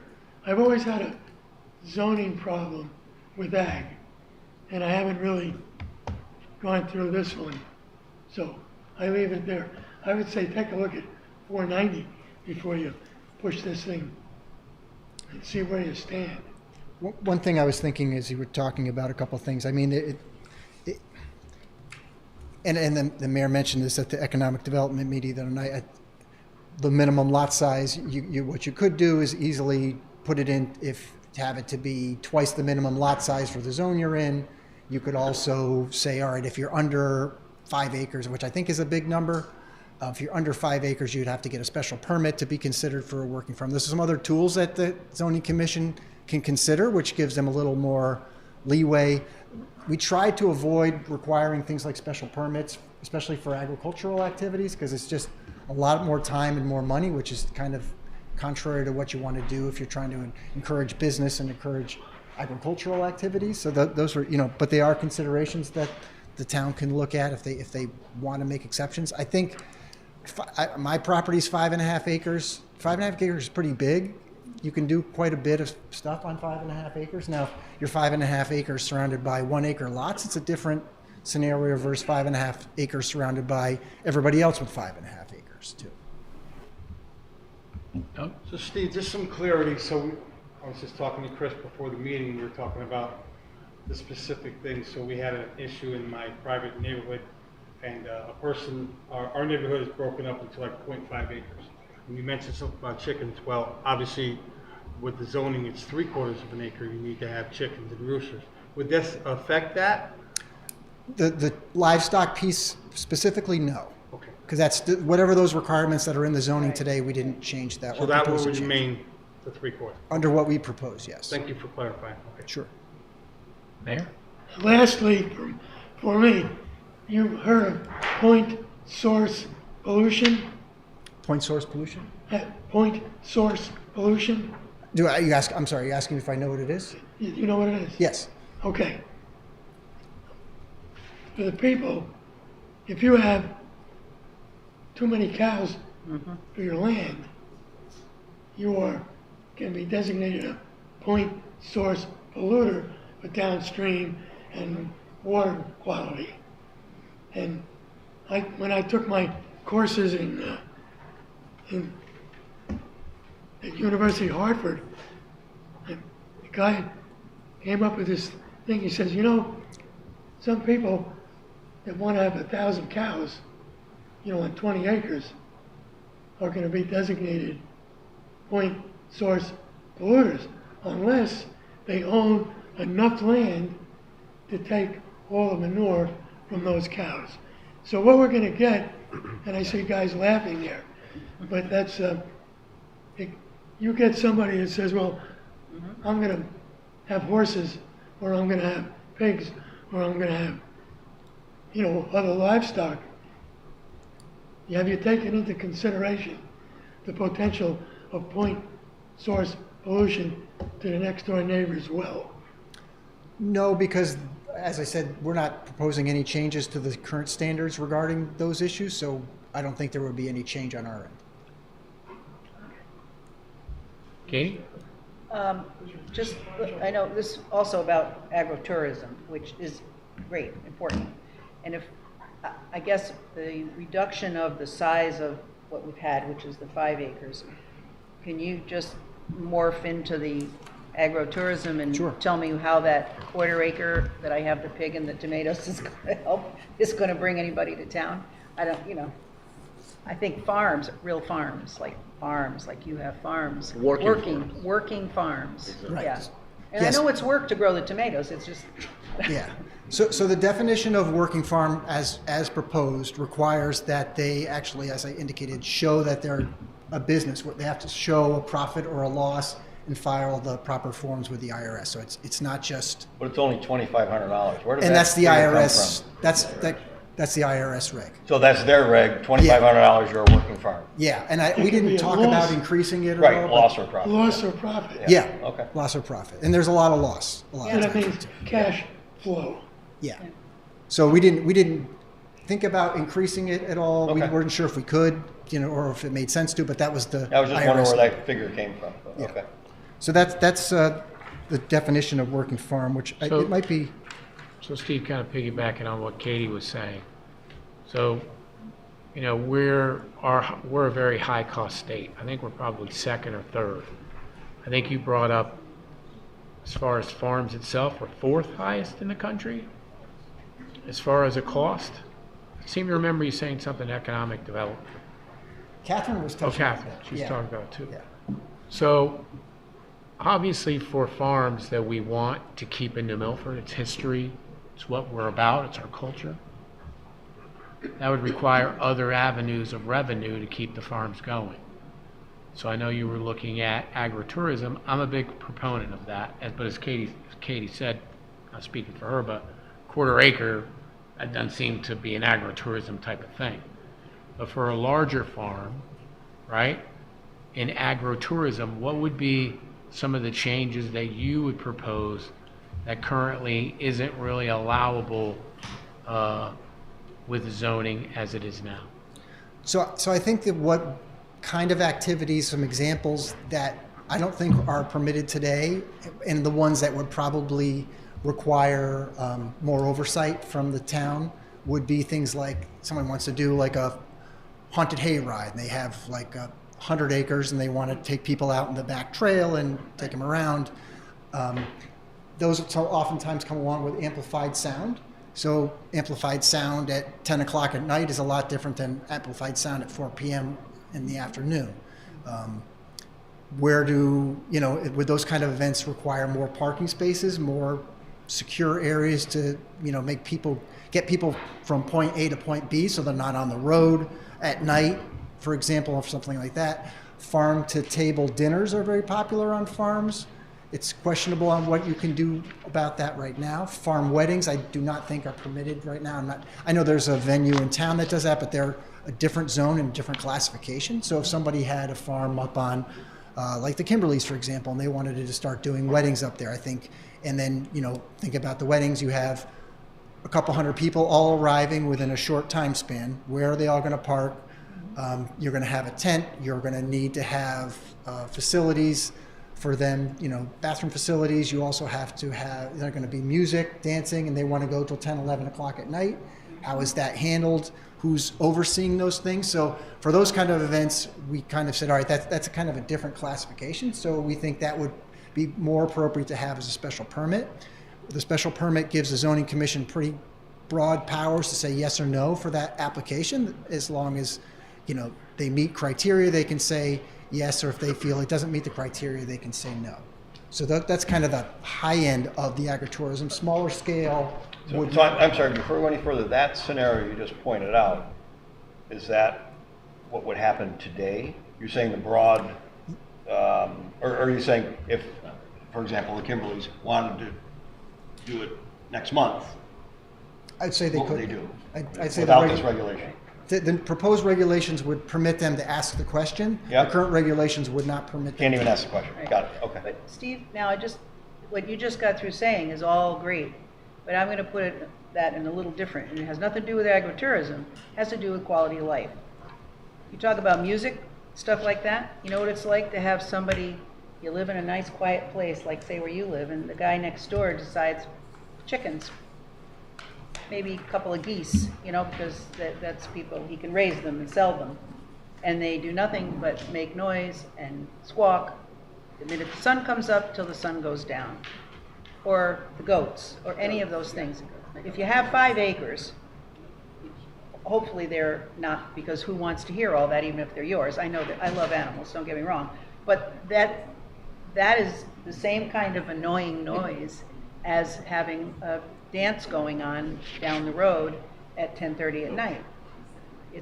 And there's really no way to get to solve that unless you're going to get into an argument with whoever your neighbor is, and that's not none of us want to do that. So I just think that all of the things you've talked about are great, and I'm all for that, but I'm going to bring it down into the microcosm of the person who has this half acre, and if it's Chris is next door to me with a couple of roosters and chickens, well, I'm not going to like it.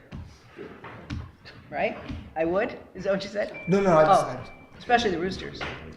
Yeah, so for that specific scenario, like I said, we haven't proposed any changes, so whatever the rules are that exist today are the same rules going The forward. 5 acre and the animal numbers. Yeah, the animal numbers is a right. separate section. I can't remember off the top of my head. I think it's like 025, 060 or something like that. But it only takes one chicken, just saying.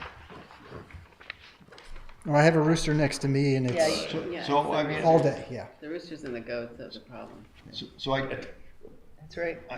I do appreciate that a working farm, a large farm, wants to do this agritourism and whatever you want to do, and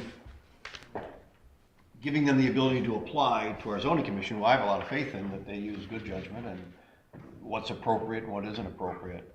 I'm all for that. I just the non-livestock activity that could happen on a 3/4 acre parcel that I don't even know what that would be, and there's. When you change regulations like this, there's almost always unintended consequences. Correct. And it just seems to me reducing it down to 3/4 of an acre it just strikes me as that there's really a lot to go wrong with that. Just to clarify that we're not proposing to reduce it to 3/4. That's what's in the regulations today. So well, you're going to reduce or have no. Yes. That's right. Well, so yeah. So that's even So it could be a 1/4 acre. So I would still like to keep an acreage in there, but I still want to give people with acreage the ability to get different revenue streams. Absolutely. Here's a question, Steve. Wait, Someone, hang on I a want second. to can I give him this question? This came from a taxpayer. Could, one sec, because sure. Tom hasn't gone yet. Tom? Oh, Tom. Yeah, hi, I got you. Yep. Yep. So, just a few comments. I'm not in favor of, a giant farm stand on 3/4 of an acre somewhere.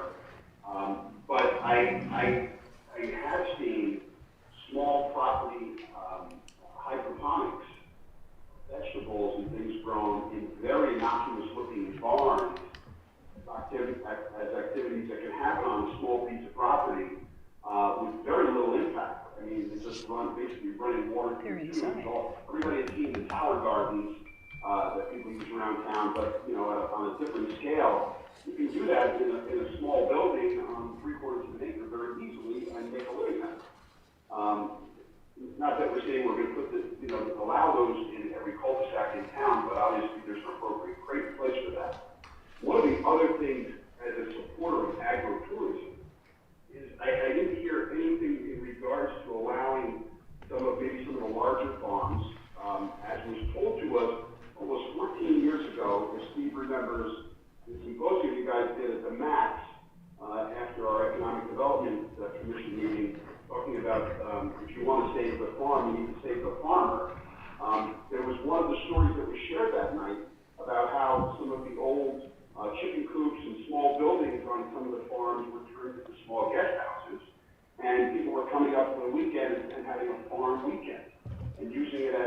as a small, kind of a little hotel or farm motel, which introduced a lot of people to the farming lifestyle. It would feed the cows and the chickens, and there was always a swimming hole and things like that. I think you may remember that story. I know a lot of people did. But those are the types of things I would like to hear brought up to the zoning commission. Is something like that allowed? That would almost be like a small hotel type of situation that did other activities on the property. I think would be a great thing as long as it's not impacting the neighbors around it, causing the smells that everybody doesn't want to smell, even though it's a farm. The late night noise, living within the character of the community. But agrotourism, I think, is a fantastic thing for this community. And, we already see the benefits of having a great farmers market here, and a great CSA type of community, community agricultural groups like Fort Hill and many of the others. So I do support agrotourism, but I would like to see more done to encourage more visiting, that you can stay on the farms if there's an opportunity for some sort of zoning regulations or ordinance or ability there. Thanks, guys. Okay, so Katie? here's what I received, a question based, and I read through everything. Had a concern about the signage, that a 16 square foot sign would be allowed, and it'd be allowed on an 8-foot high posting in a residential neighborhood, their question was, because now if you're going to reduce the amount of acreage, it would be. And again, I'm going to ask you, checking to make sure the working farm is indeed a working farm, and someone has to confirm, are they really working to make an income, or are they just saying, oh, I take a loss? And that's what someone asked me, but here's the thing. I think what Tom just said, it points out that we're talking about taking something that we have as a regulation and trying to change it. We have great farms who can do things. Why not look at expanding what they're allowed to do instead of enforcing something or forcing something on smaller acreage neighborhoods that aren't farms and they grow whatever they grow for themselves and everybody's copacetic. But if it's the need to change what happens to the larger farms so that they can do things such as, Marjorie went through with what she wanted to do and it took a long time. So why not open up our thinking about that and let those larger places continue or move forward and do other things, rather than coming to the neighborhoods where everybody's going to say, oh my God, and the hydroponic stuff is all wonderful, and it can be done. It has to be done inside. And then again, I think about the polluter. I'm not sure what happens to all that water. Of course, it's just vegetation. But anyway, a lot of things that were said to me. Now you've answered a lot of questions, so if they're not watching this, I can talk them down off the ledge. But I do think that a 16 square foot sign is an awful large sign. So just for context, this is probably, if you think of the face of this is probably about here to here. So it's really not that big. But it could be up in the air. It says on an 8-foot height. Because you got to hang and you got to see it. Okay. So it's not really that big. I think this is very detrimental to the large farms that we have. They could lose business just by a bunch of small operators taking and growing crops on their own property. Even it could affect our own farmers markets that we have here locally. Oh, well, that would be because you allow a farm stand to be considered a movable tent. Not only that, but in some of the write-up on this thing here, that the small farmer on 3/4 acres of land could actually go out and buy crops from other places within the state or local area, including New York State and Massachusetts. So if my product that I wasn't working my farm too well, I'll just go buy the product, bring it back on my property and sell it at my farm stand. I don't think that's a good idea here for this town. That you can't do. I think it's a very bad idea. You can't do that, Paul. You can't do that. I don't think that's what you're talking We already had that incident. No, the regulations would not permit the scenario you just said. Well, that's what you're proposing here on one of these pages. No, so if you look at there's a table, and there's a table with a farm stand has 100% of what's the farm stand's a movable tent, for example. that 100% of that product needs to get produced on that property or the farm. So why do we have stuff here that you can go over to New York State and buy property? So there's also the second definition, which is like a farm store. So you have to think about 3/4 of an acre is not that big of a piece of property. So if you're going to put up, you're going to grow stuff, you're going to have your house, you're going to have your driveway, you're eating up a lot of your land, you're going to have a farm stand or some kind of tent or something. There's not much left to grow at that point. So you have to, put things, I guess, in context. But the existing definitions that we use have kind of defined like a food shed. So it's New Milford, state of Connecticut. We also, I think currently it's Dutchess and Putnam County. We actually propose to expand it out to Berkshire County. And then USDA uses that 400-mile radius. So that's where that number actually came from. And this was actually one of the things that the farmers at our meetings had requested, because they say sometimes they had 2 years ago, there was a big hailstorm. Somebody lost, I forgot what the crop was, but he lost whatever that crop was gone. So they bought it. So in order to stay in business, he had to go out and get that product from someplace else. And the product he needed was out in Pennsylvania, and it was just at the edge of the food shed. And so sometimes the other piece of that is you might have a relationship with a farmer, in Dutchess County that grows a product that you don't sell, and you give him some of your material, he gives you some of yours, and that way you have more diversity and more options, which is going to attract more people to your property, and so you can make your sales more worthwhile. So, last thing I was asked, adequate fencing. And again, that's why I asked who is overseeing this, who's enforcing this. Adequate fencing. I can tell you, I know 2 people who have animals. They have very different ideas about what adequate fencing is, believe me. So if that's the zoning enforcement division, then I think we're never going to be able to do it with the people that we have, which means we'd have to hire somebody. So that's in the existing regulation today, the phrase of adequate fencing. So, Right. I mean, But they we're may going be. to add things that might really need it when people didn't bother about it or whatever, I don't know. Yeah, and I think that's probably just related to thinking if you have animals, you want those animals to stay on your property and not Oh, yeah. migrate. So just for somewhat of a consensus, for a regular farm, more than 5 acres or more, right? Is it kind of the consensus of the town council that, different types of revenue streams, agritourism is something that the council feels they can recommend to the zoning board for? I do, absolutely, yeah. 5 acres enough? Yeah. Absolutely. Okay. Right. If that would bring people in, why not? It's absolutely. There's also those things called pick your own, which somebody brought up about, right? You know that, Bob.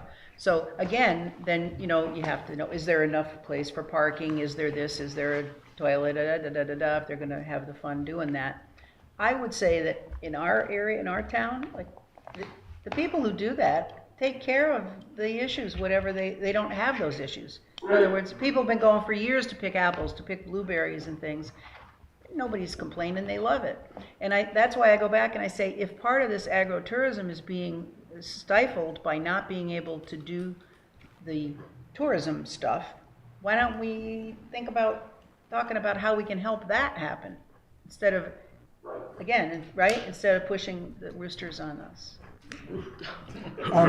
One thing I think it's important to mention, and it was part of the impetus for us taking this endeavor on to begin with. And I'm sure you're not so happy you did. No, it's that, you mentioned it's easy to talk about things when you've lived here for 20, 30 years, and that's the way you're always used to, and that you know your neighbors and those things. But as the community changes and as people come in, we had a big influx of people, COVID, and they were from outside the city. And farming's great until that guy's out with his tractor at 7 a.m. Now there's a right to farm ordinance which grants certain protections, but that individual farmer may want to do something on his property that his neighbor may object to. And if it's not codified in the regulations currently, there's no protection for that farmer. So that's one of the reasons why we put these regulations together, was to kind of, you have to consider the neighbors, especially on the smaller lots, but you also need to protect the farmer. And there's nothing in the current code that I think really does a good job of that. And has there been, is the reason, or some part of the reason that this all came to be is that that wasn't happening, that there were disputes and? Yeah, I mean, Attorney DeBella would know more than me, but there have been some. I had a big one tried for 21 days in another town. Oh, I was Oh, gonna yeah. say, not here. Farmer one. Oh. But we're not, Here's a proposed amendment they have on here for horses and livestock. The keeping or stabling of horses and livestock is permitted subject to the following limitations. A minimum of 3/4 of an acre of required land is available for the first unit. And a unit is described as 1 cow or a horse, 3 llamas, or 2 young stock, probably pigs, 5 goats or sheep, or 50 chickens. Now that's on 3/4 of a And it's a acre crowded next place. door to your house. Is that a change to the current regulation? No, So that's Same what as it the is, current regulation. that's what it is now. Right. Yeah. So, So we're not gonna resolve this issue. I think you better raise that up to 5 acres. Yeah. What? I mean, I think the current regulations for livestock works because I don't think we have a whole lot of problems with them. There might be the occasional ones, but, I mean, I wouldn't want somebody, the raising of chickens, as long as you don't have a rooster, you know, have 10 chickens, the price of eggs recently, I think it's fine if somebody has got an acre. But if you got 50 chickens on this lot next to you and 50 chickens on this lot next to you, now we got 100 chickens. And no rooster, which means no And no population. rooster. That's all. Sometimes you need a rooster to have eggs, so. but people work these things out. I mean, I think that, you know, we have to be adult about this, that you either get into a fight with your neighbor, or you don't, or you work it out. Or the neighbor says, hey, I'll bring you some eggs, you know, I'm sorry, my chickens are clucking in the That's a morning. perfect world, I think. Yeah, it's colonial. Well, no, I understand, but I did grow up and still do live where there are farms all around, and some of them are gentlemen farmers, so to speak, from New York, but they're not causing any angst, you know? And I think leaving it at 5 acres is what I'm really on the, right? I think that's right. Yeah. What's everybody's thoughts on that? What would happen in Sunny Valley, people? You know, come on. You know? I wouldn't go. I only need 1 acre to make what you'll never make with chickens. Your chickens on 5 acres. So here's a farm, and I'm not. But I'm producing a crop that I'm selling. So I think you gotta be careful. This is really funny. That, you know, I'm a BOAG teacher, 40 years, and I had to go through dairy farmers and livestock, tree farmers, Christmas trees, strawberries, blueberries, everything. I was also county agent upstate New York. Same deal, trying to make an agricultural entity profitable and also something that could work in a community. And it's not an easy task. I don't necessarily think this regulation is no good. I think you gotta have some kind of a structure. Some of the questions we're asking you is, if you want to attract people to New Milford for its agriculture, you've got to attract people who are willing to grow and make agricultural products, whether it's tomatoes, apples, blueberries, chickens, you know, so we don't want to stop that. So I'm for your regulation, but I just don't think it's going to work in a community that's, you know, got 50 by 100 lots, you know, little lot. It doesn't work. Never worked on Long Island, so it's not going to work up here. So these amendments are going to help our farmers? I think for several reasons. One, some of the agritourism uses currently aren't allowed, so it opens up another avenue potential. B, I think it does provide them surety and protection, or they'll know what they can and they can't do. And And 3, when we had our meetings with the farmers, like the one question I kept posing to the group, I was like, please tell me what in here harms your existing operations or hinders anything you plan on doing in the future. And at that, I didn't get a response every time I asked that. So I think it's got pluses. I think having regulations that are well-defined and definitions to things, and I'm sure there's going to be something in here that we missed, just the nature of these kind of regulations, but That's why it takes a while. that's why you go back and fix them. If they didn't complain, I'm sorry, Alice, Al? I didn't know you, go ahead. So we're giving the farmers clearer definitions in general and allowing them more opportunities for income that they can do, they will be allowed to do, as opposed to not knowing whether they can or cannot do, and then somebody gives them a hard time about it. Right, and there's certain things they can do by just coming in and getting a permit, some things they can do as of right, some things they have to go to the zoning commission to get an extra level of oversight on. So they have to know how to do all of that as well, and have the time to do it. Yeah, Okay, and I got it. Yeah, it's not easy for everybody, it does come with a cost. Kristen and I Mayor? think we need to protect our farms. So if you kept the 5-acre limit, what does that do to the rest of your proposal? It doesn't change it, it just means that, I would say it modifies some of the definitions to say you have to have a minimum of 5 acres. I think that's a high number, to be honest with you, but. Why?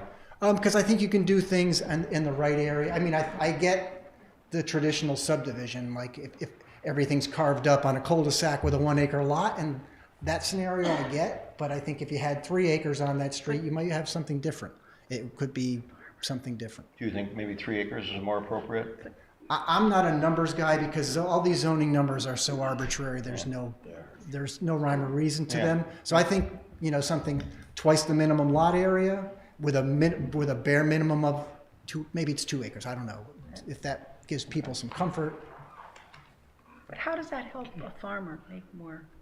So it doesn't. So if you're an existing farmer like Kimberly, it doesn't really do outside of the agritourism stuff. It does. Most of this has no real impact. I'd like to hear from those other people. But somebody. So I have a Christmas tree farm. I have a 4-acre field that I grow trees on. You can't. I'm not supporting my family off that, but it pays for extra stuff. So it's quiet. So somebody can do things on a part-time basis. Sure. It's adds to the economy somewhat. I bring people in every year. They go to the restaurants. More of them go to the American Pie Company from Sherman, but they do come up and visit areas that pull in from. I get people from New Jersey, New York, Fairfield County, all over the place. So they come up and they frequent our businesses. You can do that on a small scale. I don't argue that. I'm just saying is we're talking about doing something to an existing thing which could cause a lot of problems for people. Why don't we just talk about what the people who have the farms and what it is they can't do to bring in the tourism aspect? Because I'd rather help a farmer do that than I'd rather tell these people that contacted me, oh, I'm sorry, it's going to happen, so get your earplugs out, or whatever it's going to be, or polluter, because that's a big thing. I have to say the thing. So why aren't we looking at it from that side? I want to help the farmers. I want them to. I would love the tourism part. I would be the one to go there myself. So why not deal with it from there? So keeping it in the zoning regulation context, the agritourism uses and proposals would benefit all the existing farmers, especially the bigger ones that we're all acquainted with. There's nothing in the proposed changes that I don't think would hinder any of their existing operations, assuming they got permits to do things legally. I mean, everybody would like a bigger sign, I know that, most businesses, but I think. Can I throw something out there? What about encouraging new people? Well, are we just going to say we're going to protect just exactly what we have and shut out everybody else out? Well, that might bring new farmers. There's a lot of large parcels here where there's, 15, 20, 30 acres that they can turn into orchards and other things. We can't, not give them the same opportunities as everybody else. Yeah, I think there's nothing in here that would prevent them from doing just that. And I think that some of that goes a little bit beyond what zoning is intended to do. That's maybe more of an economic development tool than it is a zoning tool. Mayor. Just want to sum up my thought. Farmers need to make a profit. And no matter what you talk to them about, with your Christmas trees, blueberries, peaches, chickens. You know, you got to make a profit, and you got to.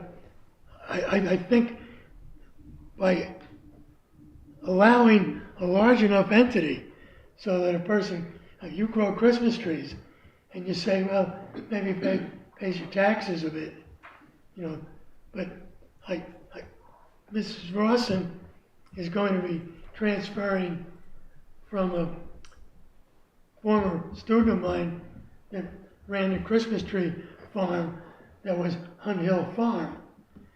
And I would say, done right, like he did it, you were getting $90 a tree, and you were getting 100 people every day of the weekend coming in. So if you had the trees take 7 to 10 years to grow. So a lot of things in here, you want to encourage farming, but you got to encourage people to be able to own a piece of property. That's all.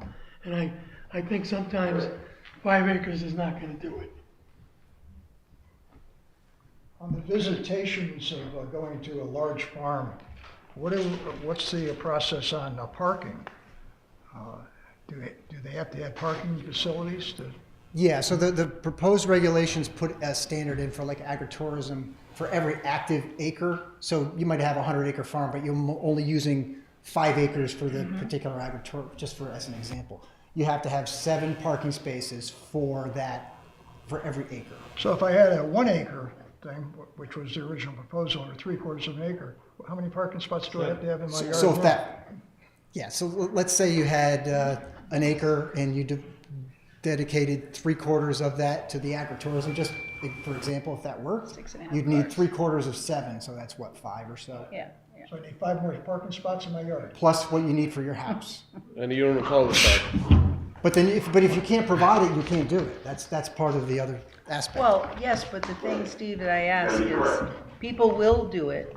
I know people who do it, and they don't look at the number of cars, they don't look at the noise, they don't look at the fence, they don't do anything. They're not there to be working farm. They're there to, let's say, raise the goats and then sell the goats or raise the pigs. So as the council doesn't have the purview to approve it, what we can do is recommend to the council, to the zoning board. So what I'm hearing tonight is minimum lot is a concern, right? That's exactly what it is. Yeah, Okay. for me, the combination of agritourism and no requirement for land area. Yeah, why not? If you're gonna combine those two, I would want some You sort of need to requirement. address your attention to the large farmers. Yeah, let's help them Not by to the talking small about guys, to that. the large farmers. Okay. But that was the whole idea, So- preserve, right? If- Instead of If not the preserve. doctor here has a large farm up on Hine Road, and he wants to take and have people do weddings up there, more power to him. I'm 100% on that, but not to a 1 acre next door neighbor. Yeah, so you wouldn't be able to do that under this, so. We're hurting farms like Clatter Valley. Everybody's going to be growing their own crops. Who's going to buy the product that Clatter Valley does? But that's not the purpose of zoning, because then you wouldn't allow more than one grocery store in town. Right. You wouldn't allow more than one No, gas station. I'm not shutting down large farms. I'm just saying let's protect the large farm. Precisely. Okay. All right. Alex? So if you're designated currently 5 acres or more working farm, you get a property tax break. Randy? I think so. I think if you apply for it. Yes, apply for PA 490 from the state Right, forester, right. from the state, yes. Not, no, Okay. Bob, no, I'm sorry. Tax Mayor's assessor. shaking his head over here. Public Act 490 gives me, and it's no big deal. I mean, Jay Lewin said I was a tax evader because I got Public Act 490 and I was probably saving $100. You know, so you got to be careful there. It depends I'm on your just saying acreage. that if you use the word farm as the identifier, you then create an issue if you change the size of the farm. And true. opens the door to more, Yes. right? So- Chappaqua against New Milford, 20 years ago, I tried that case. It wasn't good. because it was determined by the owner as to how that property was going to be classified. And once it was used, any of it was used as farm, that owner could apply and win PA 490 designation. It's a matter of actually subjective determination. Really? But once it's That's how I like determined to my be law. 490, it's going to become it gives us a litigable issue, if you know what I mean. And there's a lot of land that's 490 that's I'm not just farm. concerned that Yep. that's something that needs to be considered as we're looking at this. Absolutely. I do want to encourage more people to be able to do farming, and not everybody can buy 5 acres, and maybe they don't farm to the large scale, like a small tree farm or a handful of chickens. But that goes back to the active farm and not so active farm. Well, we seem to be in agreement with helping the larger farms who want to have the ability to be an agro-tourism site, or just be what they are. I mean, there's some, and I think it's great. We all want to have this for them because they're beautiful places and all these things. So why don't we just look at the things they can't do and say, well, why not? You know, I don't know. You said there was a time limit on this, and I think to some extent that's what we did. So I think for us also was cleaning up what's there now, just to put, clarify and clean up the existing language, which is inconsistent. yes, there is quite a bit of I don't it. think I have a major issue with the proposal other than The acreage. the removal of any limit Right. for a farm. And whether it's 5 or whether it's 3, Randy? I'm open. May I have a suggestion, and I'm not, do what you want, I work for you. They had an issue with this in Morris, with a farm, and they had started doing shows. They had some really good acts that came in, but the noise situation got out of hand, and that kind of, if you will, tainted their application when they tried to do it. You mean shows at their They had farm? some Had big fabulous- concerts. They had Warren Haynes and Government Mule, they okay. had some really good shows. But the fact is that they didn't have an ordinance. They didn't have enough law on their side. One of the things that was really found out at the public hearings there was that if there was a noise ordinance, Right. which we don't have, Right. that talked about a 10 or 10:30 or something like that, then that would go a long way in helping people get their peace and quiet, and that'll help the farms to have those shows and acts and weddings and things of that nature. So that would kind of, I think, ameliorate Okay. that. If Well, I you're think this gonna- regulation has that, though. Well, There's a but we don't have a noise No, ordinance. the town doesn't have. Right, but We can't enforce it. those, We don't Right. have one. No, the only way you can enforce a noise ordinance is to draft one, and it has to be approved by DEP. I did And it then for you, another town. and then you Get have out to have the posters. way to measure. You have to Right. have decibel meters with the police. It's an enforcement nightmare. But, so Even when Randy, you they have- have in here, I don't know where it is, but electronic devices or electronic amplification, I think it says something about not past 10:30 Friday through Sunday, right? How are you gonna enforce it? Well, So even if it's in here and zoning adopts that, they can't enforce it? No. well, I would argue though that if there's a speaker blasting music and it's 10 o'clock and it says you have to cease by 10, I think that whomever would say that you're in violation of that. We're not saying it's at a certain decibel level. We're not Right, asking anybody to right, measure. but I We're think Randy saying- says we can't even Well, enforce that. you could do it. You could say, you stop the music at 10:30. Right. You can't say excessive noise, because Gotcha. that's vague. Right, okay. Unless you have a decibel Right, yep. standard. Yep. So it can be as loud as you want, but at 10:30, it's gotta be shut off. Right, so the question According is to it this. okay to be at 212 decibels at night? Right, You know? right. Yeah, our thinking is at 10 o'clock, Yeah. that's the right time. The festivities are over, they got to clean up and everybody's. Yeah, just an issue you need to know about. Yeah. That's what happened in Morris. It's a great venue. It's a great venue. I've been there. But, that's what happened. Okay. There is no motion. So that's Yes. discussion. To discuss. The motion Only It was for just a discussion. discussion, that's all. No. So, right now, just taking away large farms, 5 acres or more, the council's pretty much affirmative to agritourism, allowing those other uses for extra revenue streams, right? Okay. I am. Okay. I do have one question for Steve. you made the very first thing you started to talk about was the incident we had, which brought about all this. Okay? So could that happen again? I don't know what the zone is of that particular property. I don't think that's a residential zone. So that's almost like a corollary of what could happen in a residential zone. But if they're not, if they don't comply with the definitions and have proper permits, then they couldn't do it, no. But they did it and they didn't have those and they still did. So that's what I mean. That's you know. another story, yeah. Yeah, no, but I mean, all I'm thinking about is the enforcement, or that, you know, that when something goes wrong because somebody's unhappy and somebody's happy, and you don't have the right coverage or enforcement, somebody's gonna go away unhappy, and then, again, then everybody will be unhappy. So I don't know how our zoning enforcement is gonna ever take care of all of this, if indeed Have to hire more people. we'd have to hire more people, exactly, and So I think it's, again, you respond to complaints, so that once, say somebody, you know, right now there's people with chickens probably all over the place that nobody's regulating, and they're probably more than the 3/4 of an acre, or who knows, but I think you respond to complaints and items that come in front of you. Which, quite frankly, is, I think, a great way for zoning enforcement to work.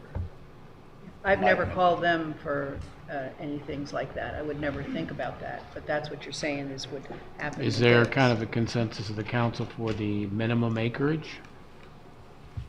I don't want it to go below 5. That's what we're used to. When we're used to 5, I mean, I could be convinced something less, but I have nothing. 1 acre. Public act. Yeah, that 1 acre seems very small to me. I mean, to me, 2 or 3 would be a minimum. If you think of the people who want to grow the vegetables and probably make some, you know, make it a money-making thing, they're going to probably not be in Sunny Valley at the small, I can't think of another neighborhood, but even where I live, there's a neighborhood and they're not that, those lots aren't very big. Tomatoes are quiet, it's the animals that get into it. Is there anything else in the ordinance that anybody would like to talk to Steve about tonight, or? Well, we didn't get around to the thing, like I said, if there isn't anything there that is going to upset, if you all read it, if the farms could have what you put in here, the changes that you made in here, and still leave the 5 acres, I'm okay with that. I want the farms to be better. Mr. Mayor, is it all right if I move to adjourn? No, you have a motion on the floor, even though you didn't vote on it. Your motion was to discuss the. Yeah, we're So still in either discussion. withdraw that or vote on that first. Well, that's Is that, I was with you about it. does anybody have any other discussion on the ordinance as it is now? Okay. All right. Are we going to accept it or deny it, or what are we going to do? It's okay, you just withdraw your, Okay, I'm going to withdraw my motion for, which I made hours ago. Alex, you second it. okay. I Ma'am? move to adjourn. Any discussion? We have a motion, second. All those in favor? Second. Sal did.